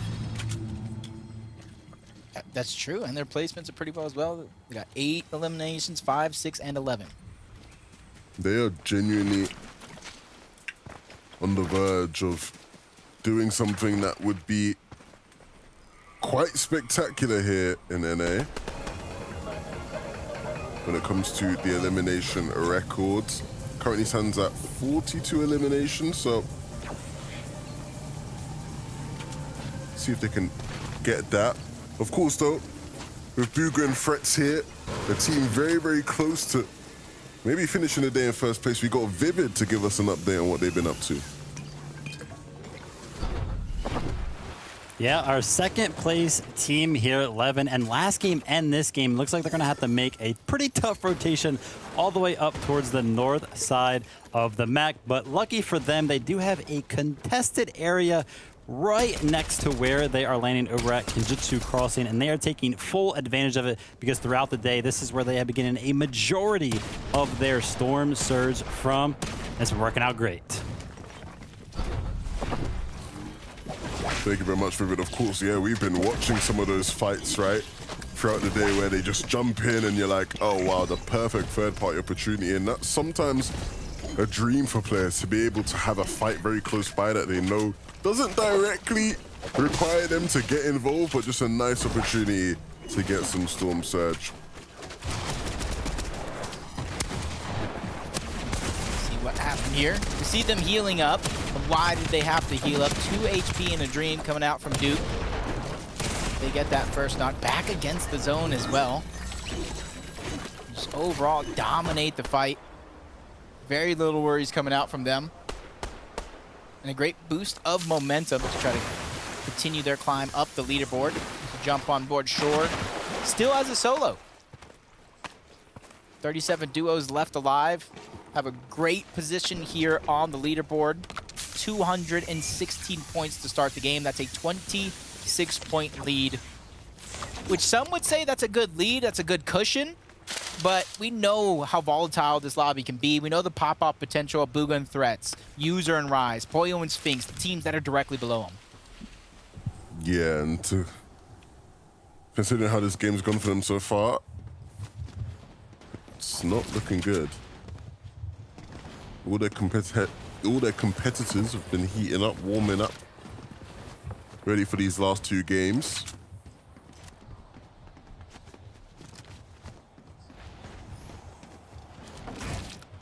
You haven't had to rotate too far from their initial drop spot, and they're right next to a static launch pad that we've seen teams fight for throughout the day, especially on that initial drop.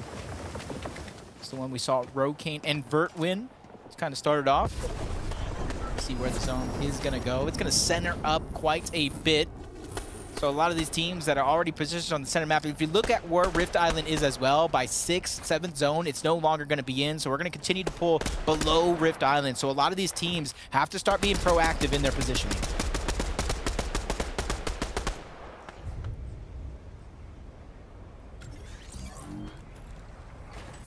Acorn and Cold, of course, we saw them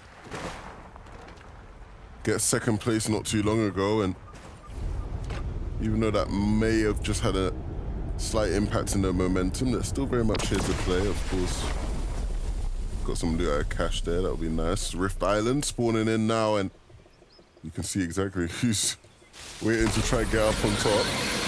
Noisy and Siren will quickly make their way up to try claim it.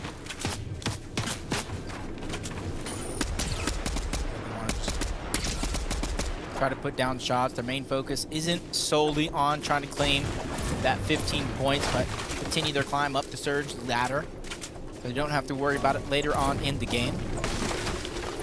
You know as well as I do, almost every single game there's been some contestation, but if you look at the feed, Sphinx, Epicwell, 2 different teams working together, they take out Bugha. Threats is now stuck between 2 of the most aggressive teams in the game, full of 4 of the most dangerous players, and that's just directly here because you see 2 more on the outskirts.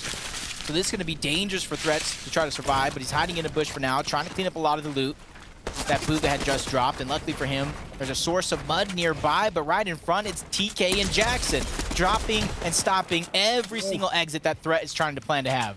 Yeah, but he's not going to make it easy for anybody around there, right? Gonna connect to that AR a bit. Feel like a broken record talking about threats and hitting AR shots.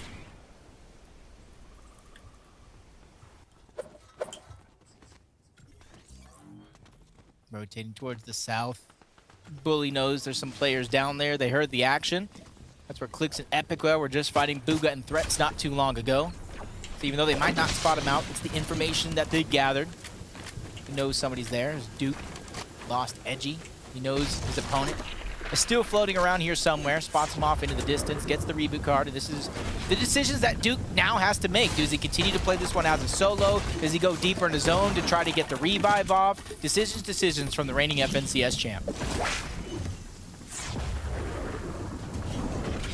Let's get a replay of this elimination from Duke.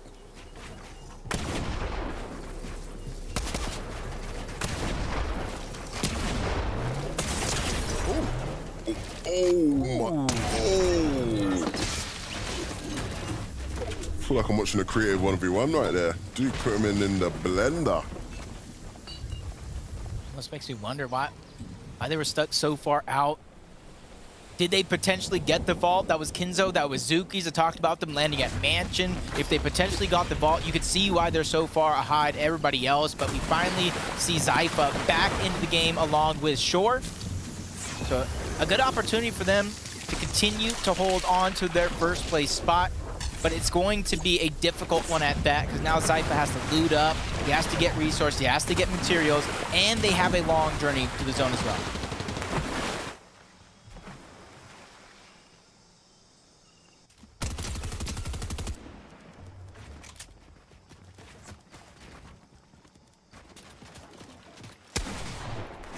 Stiff and Mars. Rotating from the north shore. Still getting tagged up. Separated away from Zypha, who's still in the zone far, far back. Zukis gets taken down as well. We saw Kinzo drop not too long ago. Gotta imagine they're out as Stiff just tries to break into the box, trying to take down Shore for the second time this game. And it's gonna be tough for Shore to try to survive because he's in the zone at 1 HP, and that's gonna be Stiff who gets that elimination. Zypha. My friend. I know it's not an easy situation for you to be in, but you will go down out in the open on that rail. No materials is left to use as well. And Mars and Stiff are very much feeling vindictive right now. So give them any opportunity to sniff you out and they will. And they have the luxury, since they are a full duo. They can just continue to move towards the front side of the zone, and they can continue to rotate or just simply look back and try to spot out Zypha. They know somebody's there, but Zypha has struggles of his own. 120 below the damage threshold. Fresh off of the reboot, trying to scrounge together for anything that was left behind here towards Shady Stilts. Medmiss going to be a little bit of a miracle. And he has to simultaneously get the reboot card of Shore if he wants to try to get his teammate back to the game.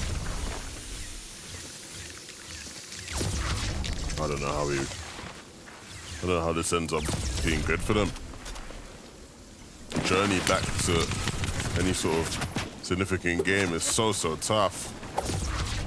Doesn't even have enough mats to block his head. You saw instinctually looking to try place a roof above, but ran out of gas, ran out of steam. I saw, yeah, Booga down in the feed. Enzo's back up as well. Daring reboot coming out of Zuki's. Threats can't do the same. He has to leave Booga back. Card along with it. Positives is 250 above the damage threshold. Plenty of HP to work with. He's trying to use the team's fighting, skirmishing towards his right. That's a little bit of a distraction, but he gets tagged up by Bully and G-Money, who have positioned high on that cliff. Threats making that smart play. Try to bypass everybody. Look for Surge to continue to rotate. Yeah, I understand it. Probably one of his best options given the scenario.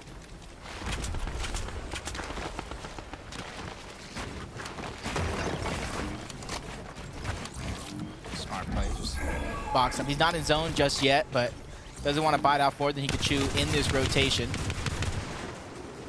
Knows that team is next to him, spotting him out, beginning to target him.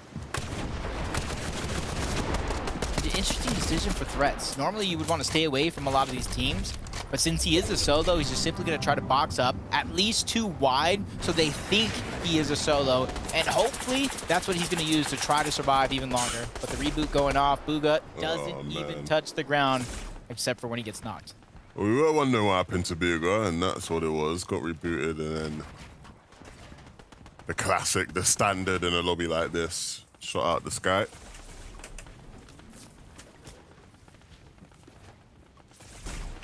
Couple medkits going down. Not too many teams in front of him if they were to choose to try to white line their way there, but timing is of the essence. You go too soon, you become the focus of the lobby. You go too late, you get gate kept out of the zone as Clicks Epicwell still looking for Surge. Nearly formed duo. Continue to hold the Mega City spot that Epicwell and Reet claimed seasons ago. Now, without any minis, just a med mist on his back. Clicks is doing everything he can to try to find the opportunities for shots. Lands one, but it's still not enough to get above the threshold. But Epicwell finds one on the other side, but they're toying with the game right now. They still have that slurp plant to try to save as many HP and heals as possible, but it's not going to be enough. Yeah, and I think the worry that I have is that throughout today, we've seen them have a couple different Surge struggles, right? This is the area of the game where they're going to have to improve the most, making sure that their mid-game Surge strats are on point. It's an area of the game that Clix looked so good at back when he was playing with Centered.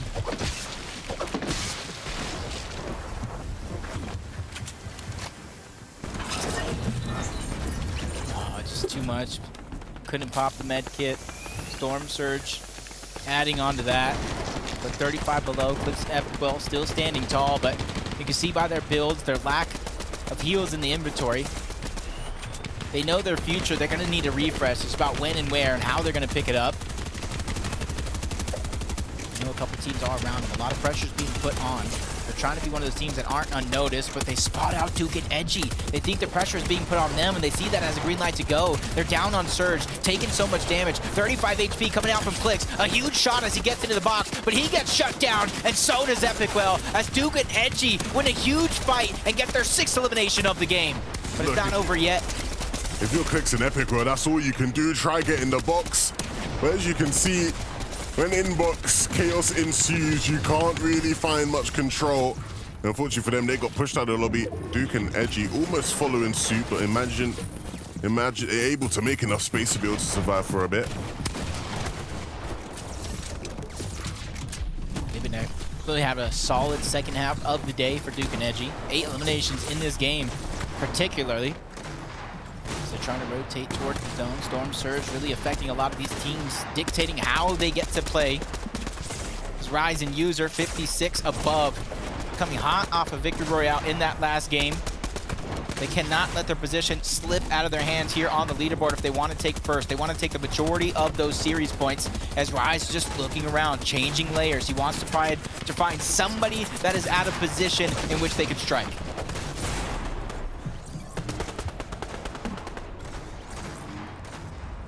Semblance of high ground being taken by Noisy and Siren. They're the same team that was brave enough to try to go for Rift Island early on. See if they can hold on to that, right? It's a difficult pool that they're going to have to traverse across.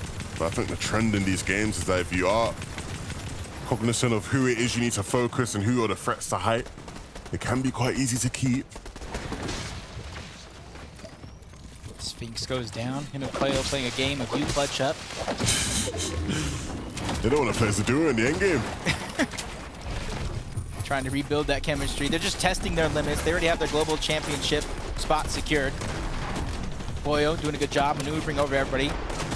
Trying to optimize and save as many of the resources as possible, and a huge shot being fired onto Frenzy King. Unable to clean that one up, but he knows he has to continue going forward. No chance to hesitate and stagger backs. Duke and Edgy, they both finally get shut down. Rise and User have a chance to continue to rise up the leaderboards here in this game, especially Shinsora and Zypha. I haven't seen them in quite a moment. We saw Booga and Threats in their struggles, so this is their chance here in game number 5. This Rise User trying to do what they did last game once again, trying to just claim and occupy the space in the front of the zone. Mid-ground or low ground, that's where their specialty lies. Rise, so proficient in it. Always understands the right size to claim, the timings as well. Acorn gonna do his best here all alone, and definitely has enough to play with to make this game a decent game for him. Yeah, and I've seen a lot of people question the heisted accelerated Maven shotgun, but that gives him a speed boost if he just hits his shot, and that allows him to continue to move forward into the zone. You see Ager's fresh out of builds. He's going to pop that slurp juice to try to keep himself alive and get hip to hip along with Kanata. They're going to try to stagger themselves back, look for somebody they could try to get a refresh on if they're looking to take this game. That is going to be something that is imminent, as Acorn's dropping down, needs a refresh of his own. Rise and User, they find one onto Rokane, but Rokane picking up huge points here in the game before last. This is going to be tough. Horizon User very much need a refresh. The What's blocking off space a bit, but they're going to need to find and connect to something, otherwise this game could be a lost cause for them if they want to win. Aegis very much now strutting his solo prowess and finding opportunities in the back of the zone. He's going to get the elim. So close. Frenzy King on such low HP, but even with 1 HP, he's still going to return fire onto Aegis, and he'll lose his life because of it. And User will as well. Acorn now as a solo. I said things might be over for him, but things are looking good. Macwood's knocked. Macwood's knocked. 1v1 situation here. Acorn has the height outside of zone, and he clutches up, taking down both Macwood and Blake. Everybody says Cold is the man. Cold is the clutch artist. Well, Acorn shows it's not just him. I can't believe it. Acorn never gets the credit he deserves, and sometimes even gets a bit of flack as well. But you cannot fault this man. A solo clutch all alone in this endgame where he's picked up about 5 or 6 eliminations on the way. An 8-elim win all alone, that is not an easy feat at all. What a game for Acorn. What a game for his confidence. It's not been the easiest of days for him, and he's expressed his frustrations online. But that is definitely how you want to start wrapping up the day, Jacob. Yeah, and if you're Cold right here and you see your IGL do something like that, clutch up game after game as a solo, that's a huge boost of confidence. And I think they just put the lobby on warning. Game number 6 might not be any different. Unbelievable for Acorn, actually unbelievable. We saw some crazy solo clutches yesterday on EU. Even crazier of a solo clutch right now we're seeing from Acorn. Big stuff, and that's going to be big for the standings as well. Let's send it to Zeke to break it all down. Bro, what did I just watch? Okay, all right, so just set the scene for a moment. Getting victory royales in Fortnite is pretty difficult, right? And more often than not, you see a duo versus a duo or a duo versus solo, and sometimes it comes down to the 1v1. Almost never do you see a solo player run around and just say, victory royale, I will do that. I will do it by myself, and 8 eliminations. Acorn is just built different, man. Oh my God. Yeah, Acorn saw what happened with EU and Vidil yesterday, and he knew NA has to represent as well. And that's quite the delivery, quite the statement as well to close out a game from a solo situation, because that's quite possibly one of the worst situations you could possibly be in. Granted, he was decent on build, but it's the fact that he was able to just so convincingly maneuver through these mid-ground layers, chop out the team on height, and put himself in a spot where they essentially couldn't really keep tabs on where he was at until he was actually able to overtake on height. Yeah, that was absolutely perfect from Acorn. He was clutching up from, 22 teams alive. That is unbelievable stuff. I actually really love the way that he played that as well, because in that 10th zone, he was actually getting more into that 10th zone just in case it pulled even further. So he was ahead of the rest of the lobby, and it did. So he was there ahead of everyone else. Then he showed that he can do the opposite. He can play back in Storm, get that high ground early on, or late on, I should say, and do such a great job at it as well. I mean, that is absolutely perfect. He's just incredible. I don't like, just such a masterful performance from Acorn to just perfectly know, hey, at all times, I'm going to have my back to this whole lobby. They cannot do anything to me. His positioning and awareness, wow. Let's go look at the standings. Acorn, man, you are just nuts. Let's see how things are going for everybody else. Not as good. Not as good. Acorn and Cold up 6 places. Now, please do remember, we are looking to put points on the series point leaderboard. So based on after 6 games, where people place, they will then put points on that separate leaderboard. User and Rise, they managed to clutch up here as well, moving up those 2 places. This is actually also very difficult to do. They didn't have the greatest start, right, Taco? But in these last couple of games, man, they've really turned up the heat. But again, you have to remember that you have to think about the fact that Acorn and Cold, again, 4 games that they were able to win through quals. But as far as Rise and users are concerned, I always want to call them Yamso in these circumstances, but we saw them again trying to take over that low ground territory, and while it didn't necessarily pan out to a victory royale for them yet again, you can just tell that this duo is just so great at managing to stick close together, and it's quite lethal when you're actually in those low ground layers, because these teams that are in the mid ground as well, looking to try and drop once they start running out of materials, who are they running into first? It's Rise and users. Yeah, they're playing so well right there. They played that perfectly because they just put on a textbook, a little masterclass on how to actually play when you don't have much resource, you don't have much materials. Play on the backside of zone, pre-pop those slurps, try and stick together and look for a refresh together. And they did that so well in that end game right there. Jumping into the box, getting a little refresh at the, I think it was the 8th zone and the 9th zone. We saw them doing that. And then in that 10th and 11th zone, we saw them just playing a little bit more backside of zone, trying to pick up refreshes, and they made those placements count because they need it and they're on top. Yeah, and speaking of another duo that needs this, it's Short and Zypha. We've kind of been talking about them a lot, and it's because they are just putting up elimination numbers that are like nuts. You know, not quite Acorn soloing the lobby with 8 elims nuts, but still, I mean, look at these eliminations. 30 eliminations. The placement's fine, but again, we talked about it last game. Just being carried so much by the fact that they can find these duos, they can find these solos, shut them down, and just use that to carry and build momentum.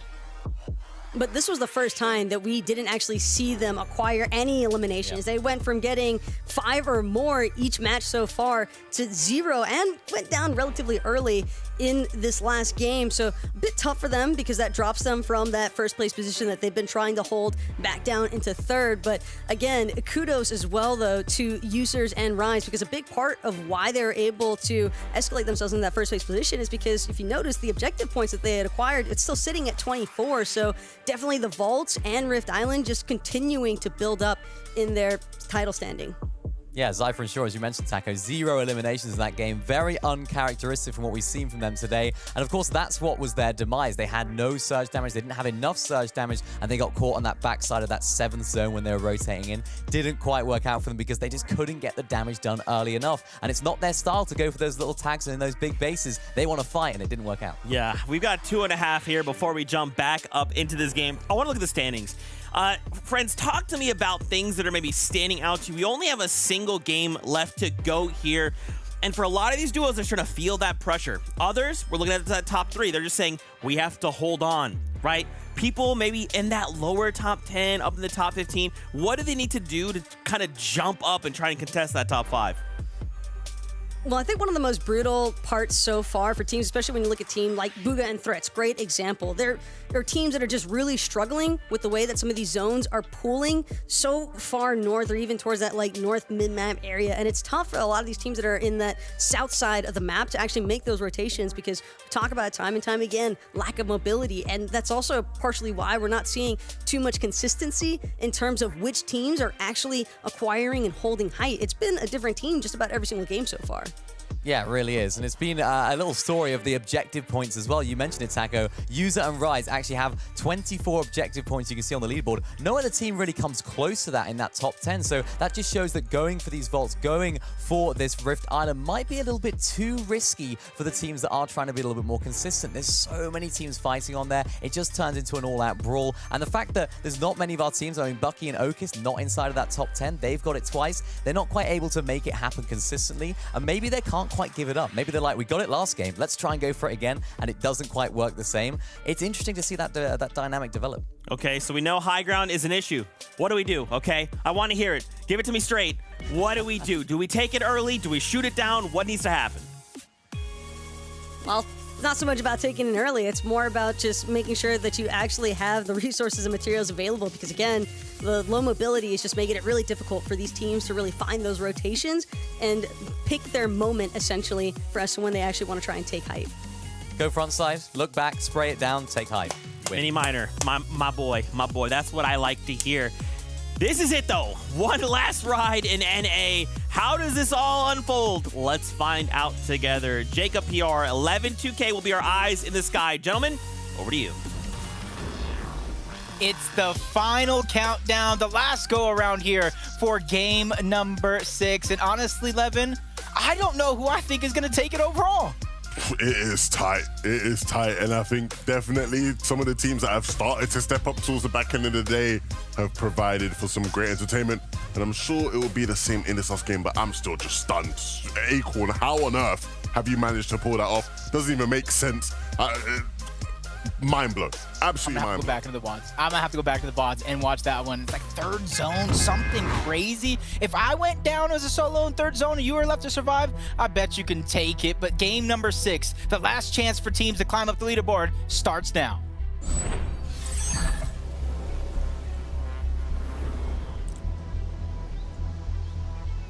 This is it.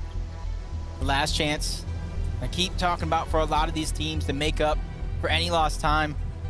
Already seeing Siren and Noisy, team brave enough to go for that Rift Island uncontested. Sure, Zypha, uncontested. These are these teams here at the top side of the leaderboard. Sure and Zypha, they slipped up in that last game. First place was taken from them. Now they're down 17 points going into this one. If they could just match that aggression they had earlier on in the early games, they can definitely take it. And you see on the other side, Pars taking down Frenzy King? He wasn't landing by Pars before.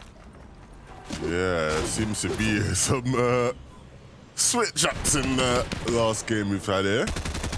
Okay. Not too many switch ups though. This is the fight we know and love. Seen so many times, and in the last half of the day, Vert and Rokane slowly but surely stepping it up, and they need these eliminations. They cannot let Decay go for free, and that's why they're hot on the heels. They're on the chase. But they got to be careful because now they're going into enemy territory. Other players drop spots, including Rise, User, Cooper, Miro, over towards Slappy Shores, but they want this elimination. Rokane getting damaged up. DK doing a good job of fighting back. Goes right back into Rokane and gets the knock. That's a huge siphon if he's able to pick it up. Now he has more health than HP other than Vert, and he's just trying to bulldoze his way into the box. Has to figure out a way how he's going to strike back, especially with the third party now coming in, making this so much more difficult than Vert have ever hoped.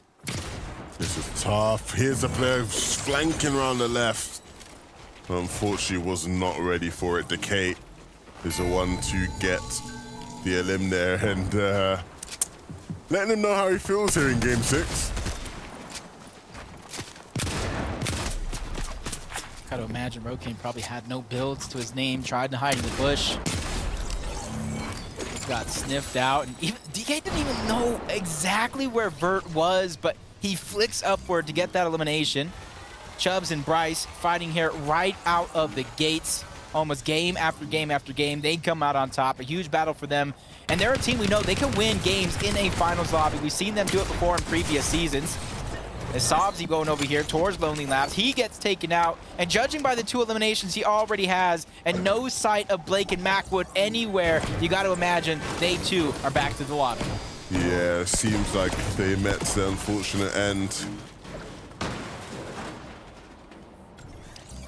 Not quite the day I think they would have wanted out of Lonely Labs. But again, still have time to work on things. That is what you can expect when you have a newer duo partner, right? Sometimes things don't quite click instantly. Not everybody gets that amazing honeymoon period we see some duos have where they go on and absolutely take over the region.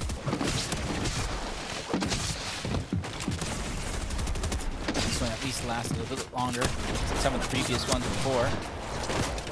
There goes another shutdown. Xcept gets knocked though. Trade for trade. Scope versus User here, 1v1. Yeah, pieces him up. Scope just not backing down though. Not showing any fear here. Gets that elimination and refresh onto Xcept. Now he's in a 1v1 versus User. Both of them similar HP. There's not much at all. Scope just trying to go ahead and build himself up. Find that comfortability, and that's where he's going to pop the big pot. User's doing the same on the other side as well. The original Users. Well, yeah, users, right? All the other frauds are user. But this is users. He's got the Z there to let us know, innit? He's like an urban legend. I heard about him. And I think everybody's going to hear about him soon. Continue this aggression, but he has to be careful. Look at the bottom of Frenzy Fields. Another team slowly but surely closing the distance, and he doesn't have builds to protect himself. So as soon as they let it fire off, it's going to be hard for him to try to survive because he's trying to get in the box. He's trying to end this one quick against Scope, get that refresh, and he does just that. But now the pressure is on the other side. That's Curly, who goes right into the box and sends him back to the lobby as well. huge amount of early game fights here in our 6th and final game. There is no worse feeling than winning your fight off spawn and someone just aggressing you rapidly with a drum shotgun.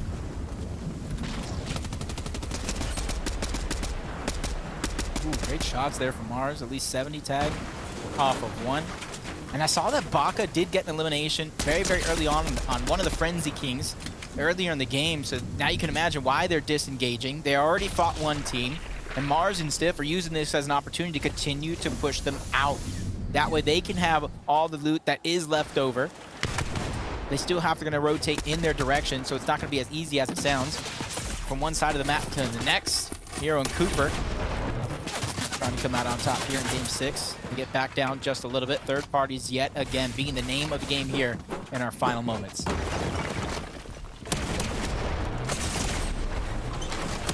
Ooh. This is a moment right here. They're separated right now. D-Roller took a good shot. He has to stop and heal. See how worried he is, right? Amount of boxes and different avenues and crevices of space he's creating. Here comes Bolton Thoric out of nowhere. I know to start the tournament off, they were landing a little more south on the map than what we see now, but making some quick rotations to try to get to where they need to be. They probably heard all this action going down, and they're trying to use this as an opportunity to either pick up eliminations or damage from Surge, and you could see them trying to run away. They didn't like how high this fight is in the sky, so they want nothing of it, or at least for now, as they continue to trade shots for Surge. Ooh, I think they won that trade too. Convict taking down Poyo. Another one of our top competitors here. 8th place going into this game. Even Sphinx as a duo.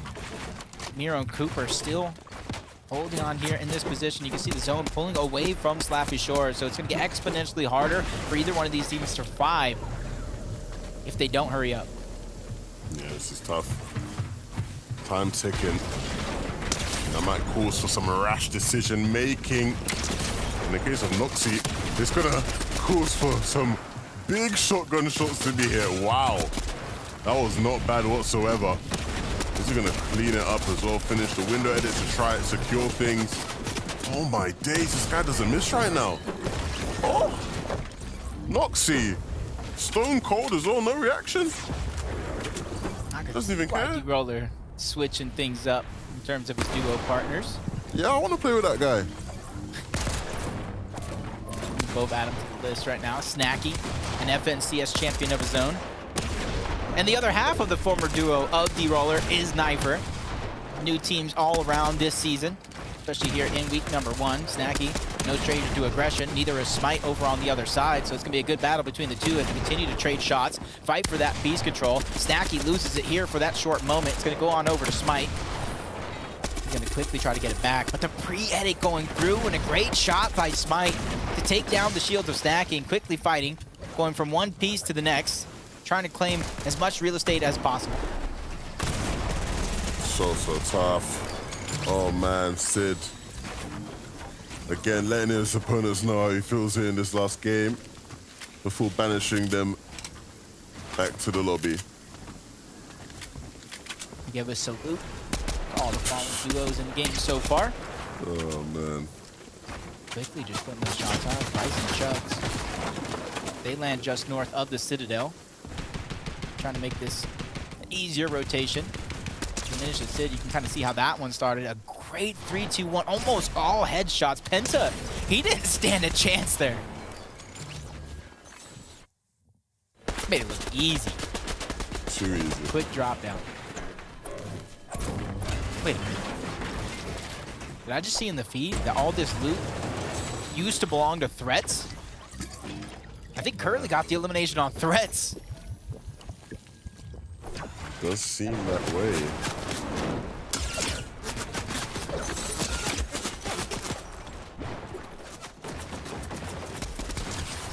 He's taking some damage. Ooh. Inside. Yeah. So Booga already went down. We already kind of know what's going to happen here. Piece control getting taken away and boxed up. Not something you see every day happen to Threats and Booga in a situation like that. I even saw in the feed, there's a lot of our top teams going down early on.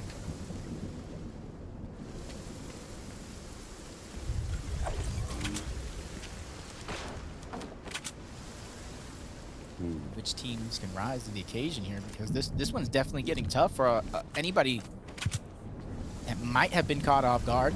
See Convict and Vanillas, or just Convict. Him and Vanillas have two different positions here, trying to maximize the opportunity for Surge. And rightfully so, right? There wasn't much traffic, right? Player traffic in that area, so not many opportunities. Really, there was one team that you can sort of take tags on, but otherwise pretty dry there.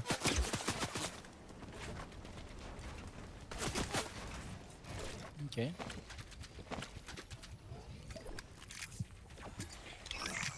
Rotate inch by inch for Canada Nagers. They're experts of their game. Gonna take some time here, let things stabilize.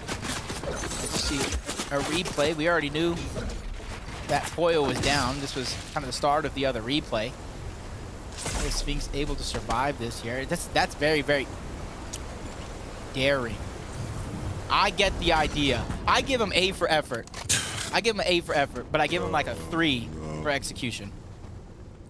Yeah, I'm reserving judgment till next week. Valiant efforts, nonetheless, and hopefully we do get to see more of him next week. We can only go down from here. Unfortunate. Started at about 170 points or so. Depending on where they end up, that's going to be some great series points for the start of their FNCS. So we're back on board both Kanata and Aegis. They're trying to get the jungle vault loot here. And on the other side, it is going to be a Rift available if they do want it. And right next to them on top of that, you got Rift Island right above, where you see a lot of players already toying with the idea of those 15 extra points. Because you can see in the minimap, it's already being contested.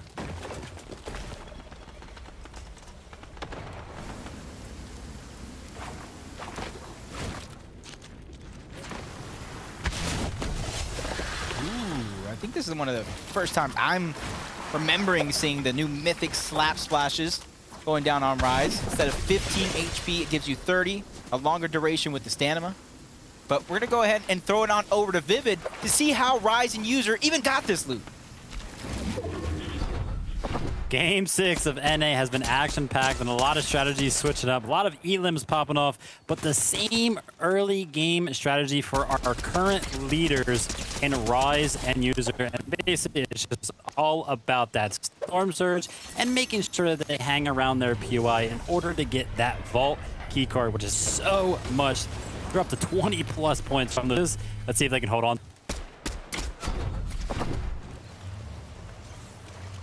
I was bigging up Rise and User at the start of the day. I said that they are my favorite duo to watch.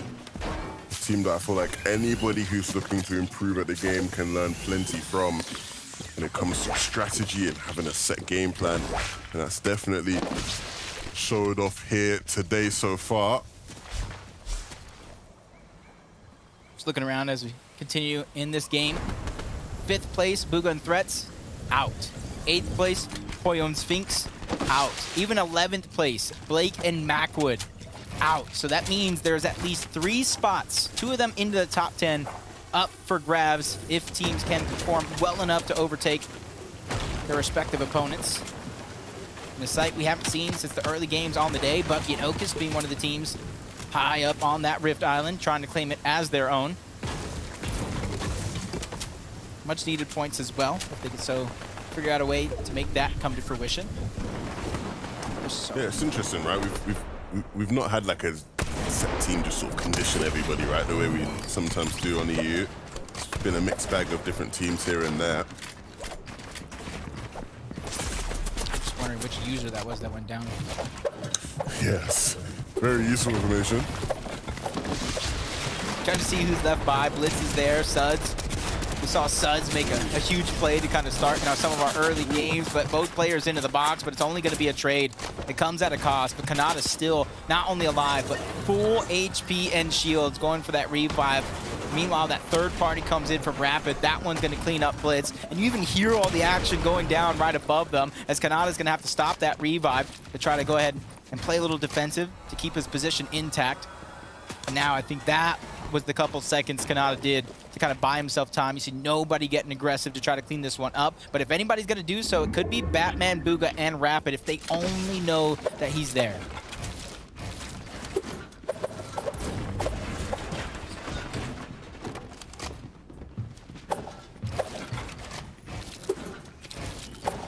You can see just how cautious they're being, aware of the fact that there are a bunch of different players that could cause potential issues for them. I'm sure they'll find a safe route out of there. Problem is, not really many safe places in the map, so they'll have to base up again rather soon. At least I know which user it wasn't that went down earlier.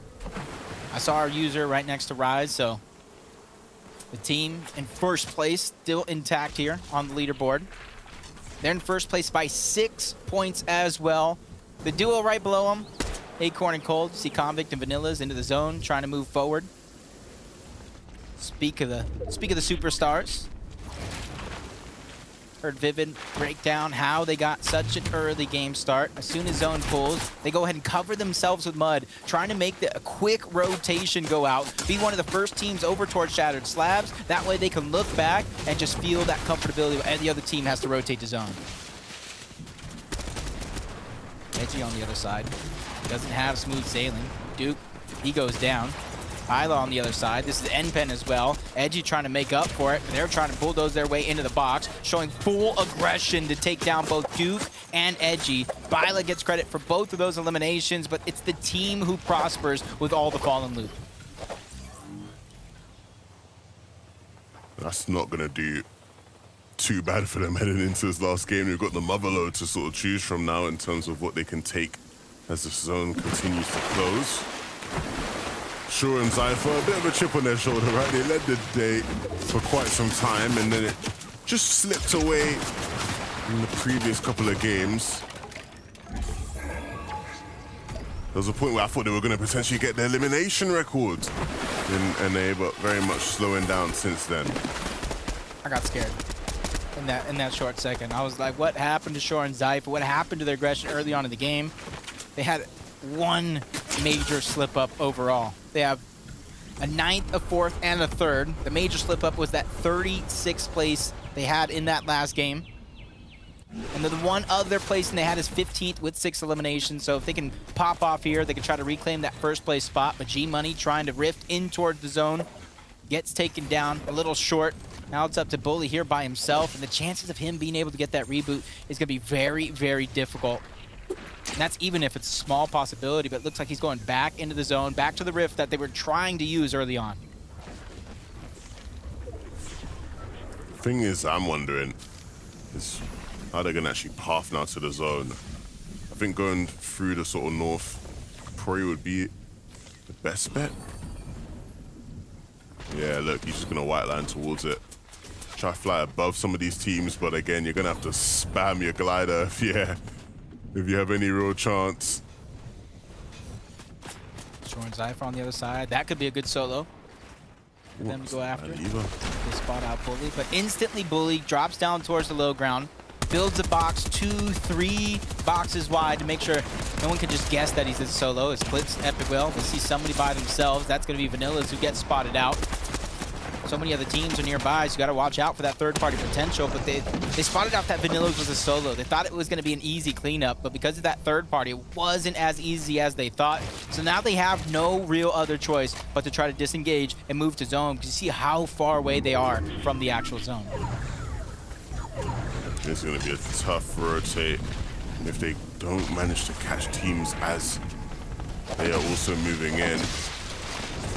But as soon as somebody starts to look back for an easy target, definitely could fall into that category. So, gonna have to use the right cover, dodge and weave through some of these builds, just to go unnoticed.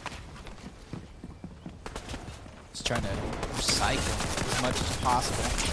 Knows he doesn't have a ton to work with, but finally gets spotted out by a team with a little bit of elevation.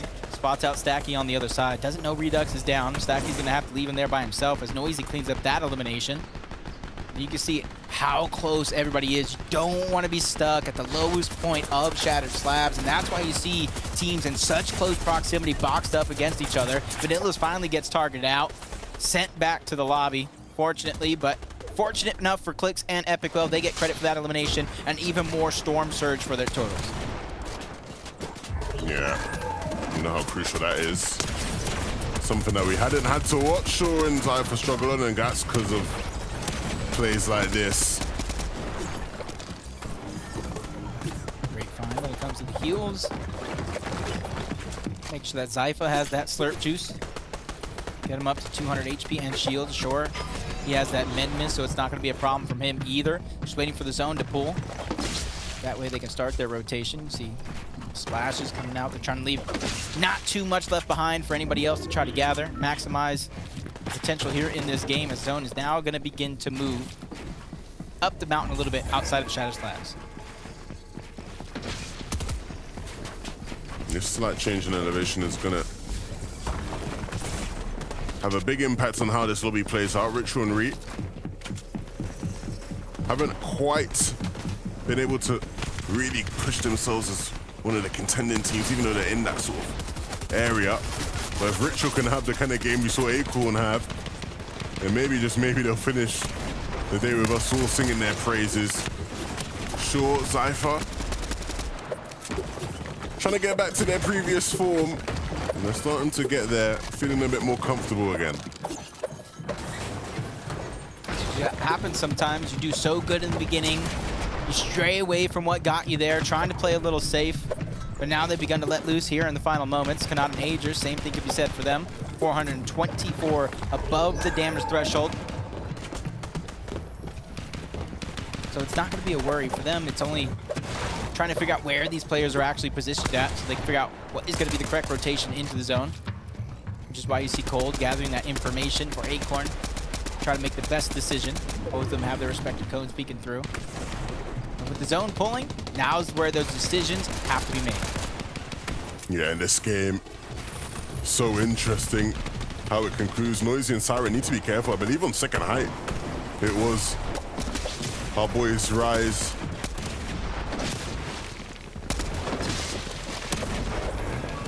Just going around, making sure nobody sneaks up behind them. They know at least one player's there towards the right. There goes that mountain I was talking about, having to go up, over, even towards the side. Getting out of Shattered Slab isn't as easy as it sounds in a set finals lobby. Last of the Mythic Slap Splash is being used. You get an extra couple of seconds on the duration when it comes to that unlimited sprint. And he even finds a Med Mist with the triple slurp juices. This could be a big win condition coming out and being shown right now by Rise. Yeah, the potential for the heal off is going to be so huge for them in this game.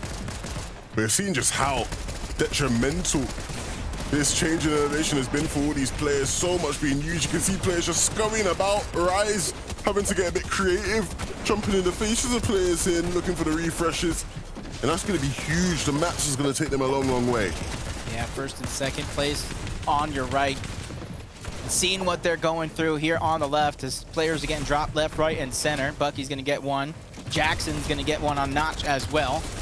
And there goes that height play. This is exactly what Mini Miner was talking about. Look towards the backside of zone. Shoot out height. That's going to be your best chance of trying to overtake it yourself. We've seen Acorn do it last game as a solo alone as Short Zypher dropping down. A huge flank onto another player. They get their way into the box and a huge knock is going to be achieved. A siphon that's needed when they need it most. They got barely enough mats to keep themselves going, but at least it's something to work with as they continue to stagger around and stay ahead of everybody else. These guys don't say no to a fight, and I don't blame them. But look who it is. Look who it is up above in the sky. It is Rise. It is User ready to try and solidify their spot in first place. And they have been nothing short of sensational throughout today.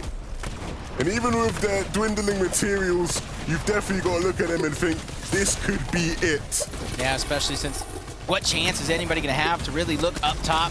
As Zypher and Shore getting stuck backside of the zone, Med Mist coming out. They're actually both using it This is one of those situations you might want to try to save one, sacrifice yourself for your teammate. Shore goes down. Zypha's still trying to make it to the zone. He doesn't have anything left on the med miss, so he goes down altogether. And now a chance with still first place and second place alive. A battle between the two Titans.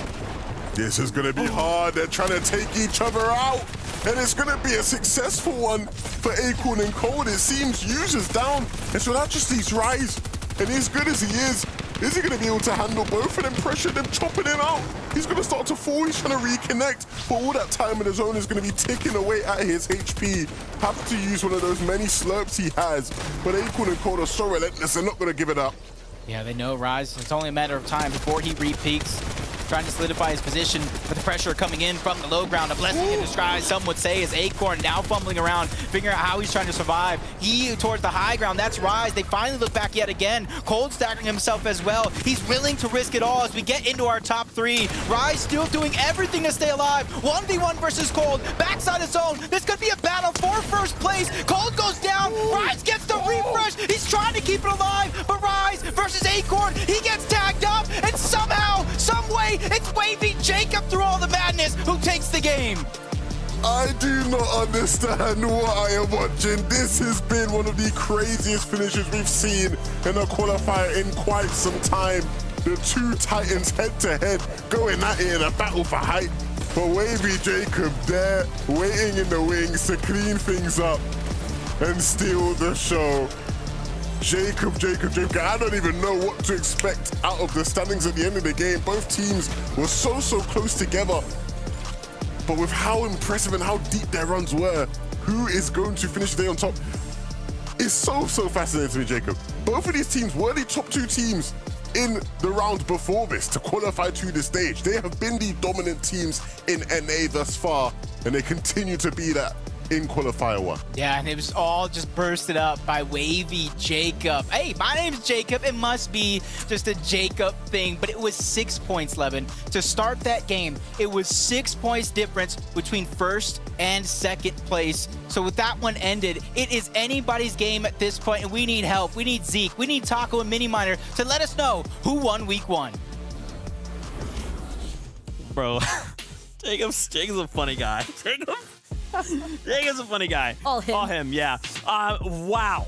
Game 6 did not disappoint, and this is why we kind of always say this. You don't know it's over until that final game of Fortnite, because everything you think you know, everything you assume is gonna happen, never goes that way. First and second place, fighting it out until the very end. Now, do keep in mind, Acorn was the one that did kind of inch out by a little bit, but was it enough? Did they have eliminations? What about mid-match objectives? There's so much to talk about, but really quickly, I want to talk about Wavy Jacob. Man, he just heard all this going down, and he just decided, I'm going to sit back.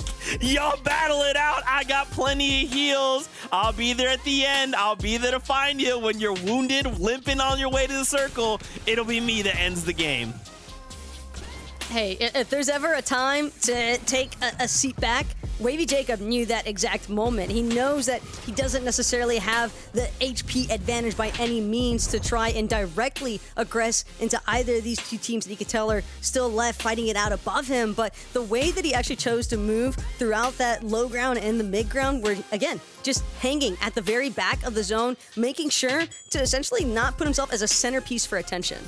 Yeah, they did a great job of just claiming that low ground, making sure they could clear all that going on, because all the way up on high, I mean, what was happening? We had two teams battling out, two of our top teams trying to go just crazy on each other up there. It was unbelievable to see. And Wavy Jacob just rode it out really well. He didn't try and crank up for height. He didn't try and look up and spray. He just played that med mist really well and rode out and somehow got a victory. I'm sure he would have been as surprised as us. That was so crazy. We'll take a look at the standings in just a moment, but man, what a crazy day overall for North America. You know, this is what I wanted to see, were these aggressive plays, but after all is said and done, it is Rise and User at the top. Now, we will come back to them in just a moment. Let's head on down to that third place team, Shore and Zypha. 34 eliminations on the day. A bulk of those points coming from those eliminations. I've got to say, once again, I said it like game 2 or 3. I'm going to say it again. Shore and Zypha, they continue to impress me. They continue to find these I don't even know how Taco, but like pockets of like eliminations are like, yeah, that's what we need. Let's go get that.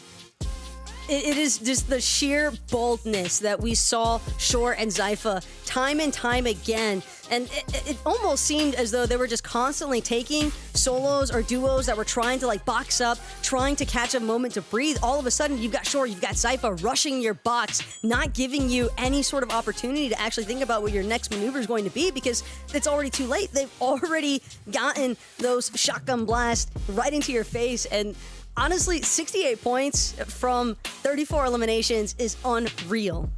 Yeah, it really is. They're so good at closing out fights quickly. They're so good at just making sure the fight is over before they can get third parties. And that's what's just keeping them going throughout the end games today. I really, really got impressed by them as well, Zeke. I really, really thought they did fantastically. I'm excited to see if they can maybe develop their game into not being so elimination heavy, because in those grand finals formats, in those higher stakes formats, you won't be able to just W key like they do today. So I'll be interested to see if they can. Yeah, and I mean, especially kind of, that's a great point, because later on, we're looking at global championships. It's not just NA, right? There's all of these other regions going head to head, and some of the very best. You can't just W key. You have to also rely on placements as well. Let's take a look at those standings one more time. We have to talk about Acorn and Colt in that second place. Again, those, first and second going head to head. Now, Acorn did manage to get himself that second place, but overall, this is a duo I'm so excited to continue to watch and see them grow, because I feel like they've really tapped in and found their play style.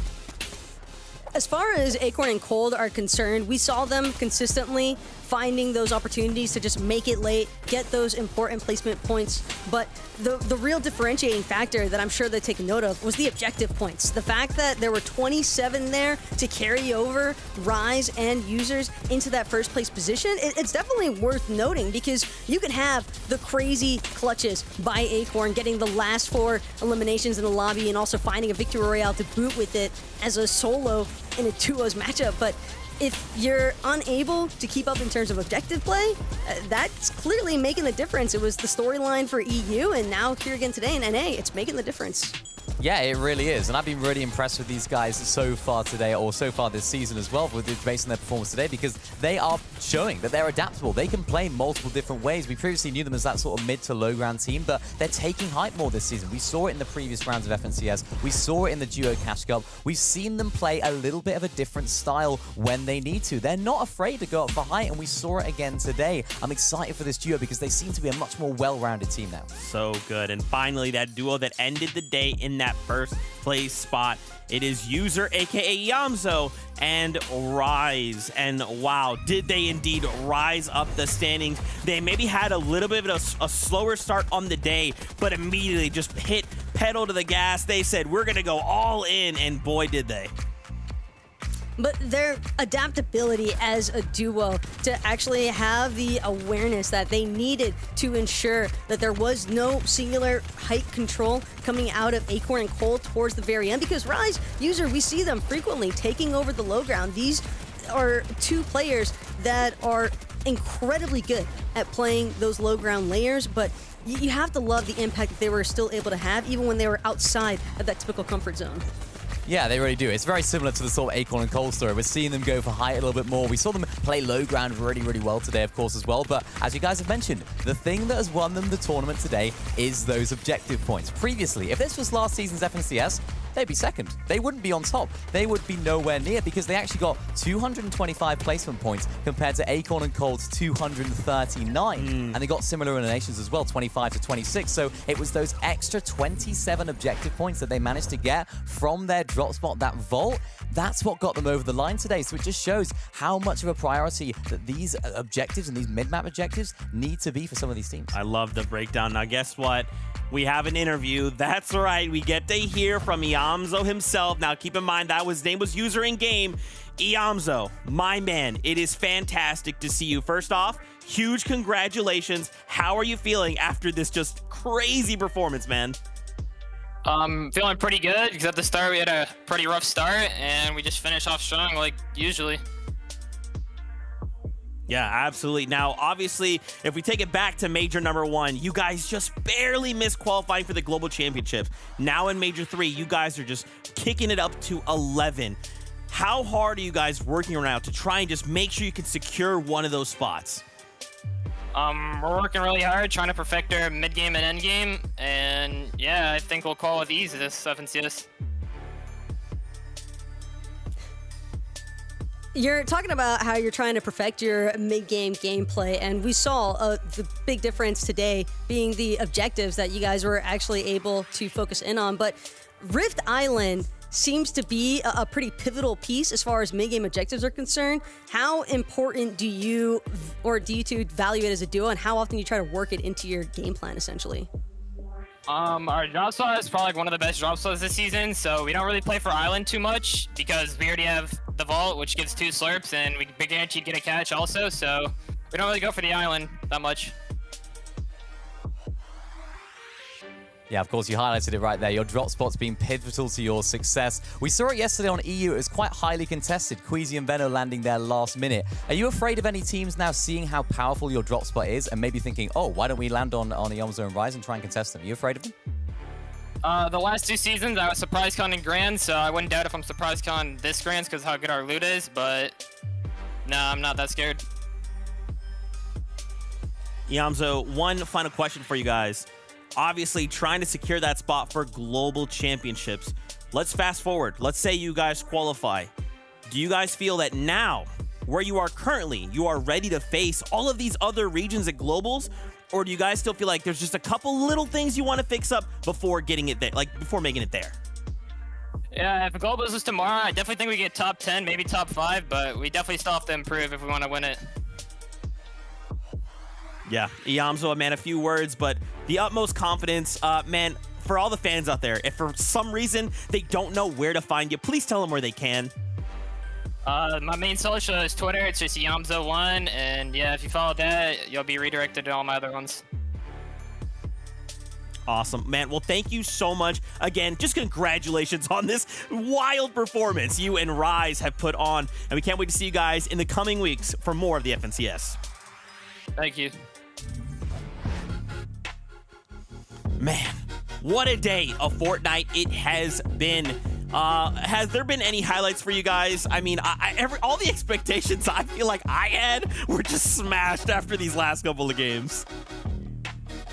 I think if anything, Zypha and Shore coming in top 3 when it's been what feels like almost an eternity since we last got an opportunity to see Zypha in a weekly final. So definitely congrats to him as well for basically putting himself into the conversation.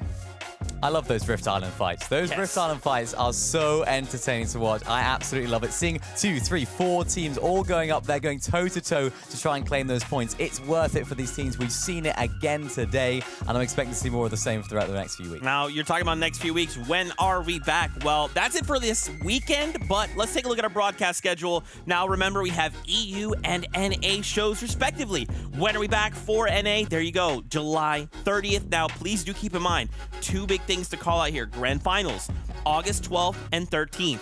We're looking at the top 10 going into globals in that upper bracket. However, take note, August 20th, we're going into the last chance major. That will be the last opportunity for duos to try and qualify for the lower bracket of the global championships. Now, if this has kind of got you hyped and you're like, globals, like, are there still tickets? You know, what's the story? Check this out. This is the Global Championship. The best players in the world all battling it out. Insane matches already today. These are the moments that make these players championship material. One chance to make it happen, and they take it by force. It is going to be absolutely insane. Yes, we still have tickets. There is plenty of time. If you want to make the globals, make sure you don't miss out. We'll be there. We're going to be watching in like next level Fortnite action. Don't miss out. Any final closing thoughts from you guys here before we say goodbye? I just wish it was week 2 already.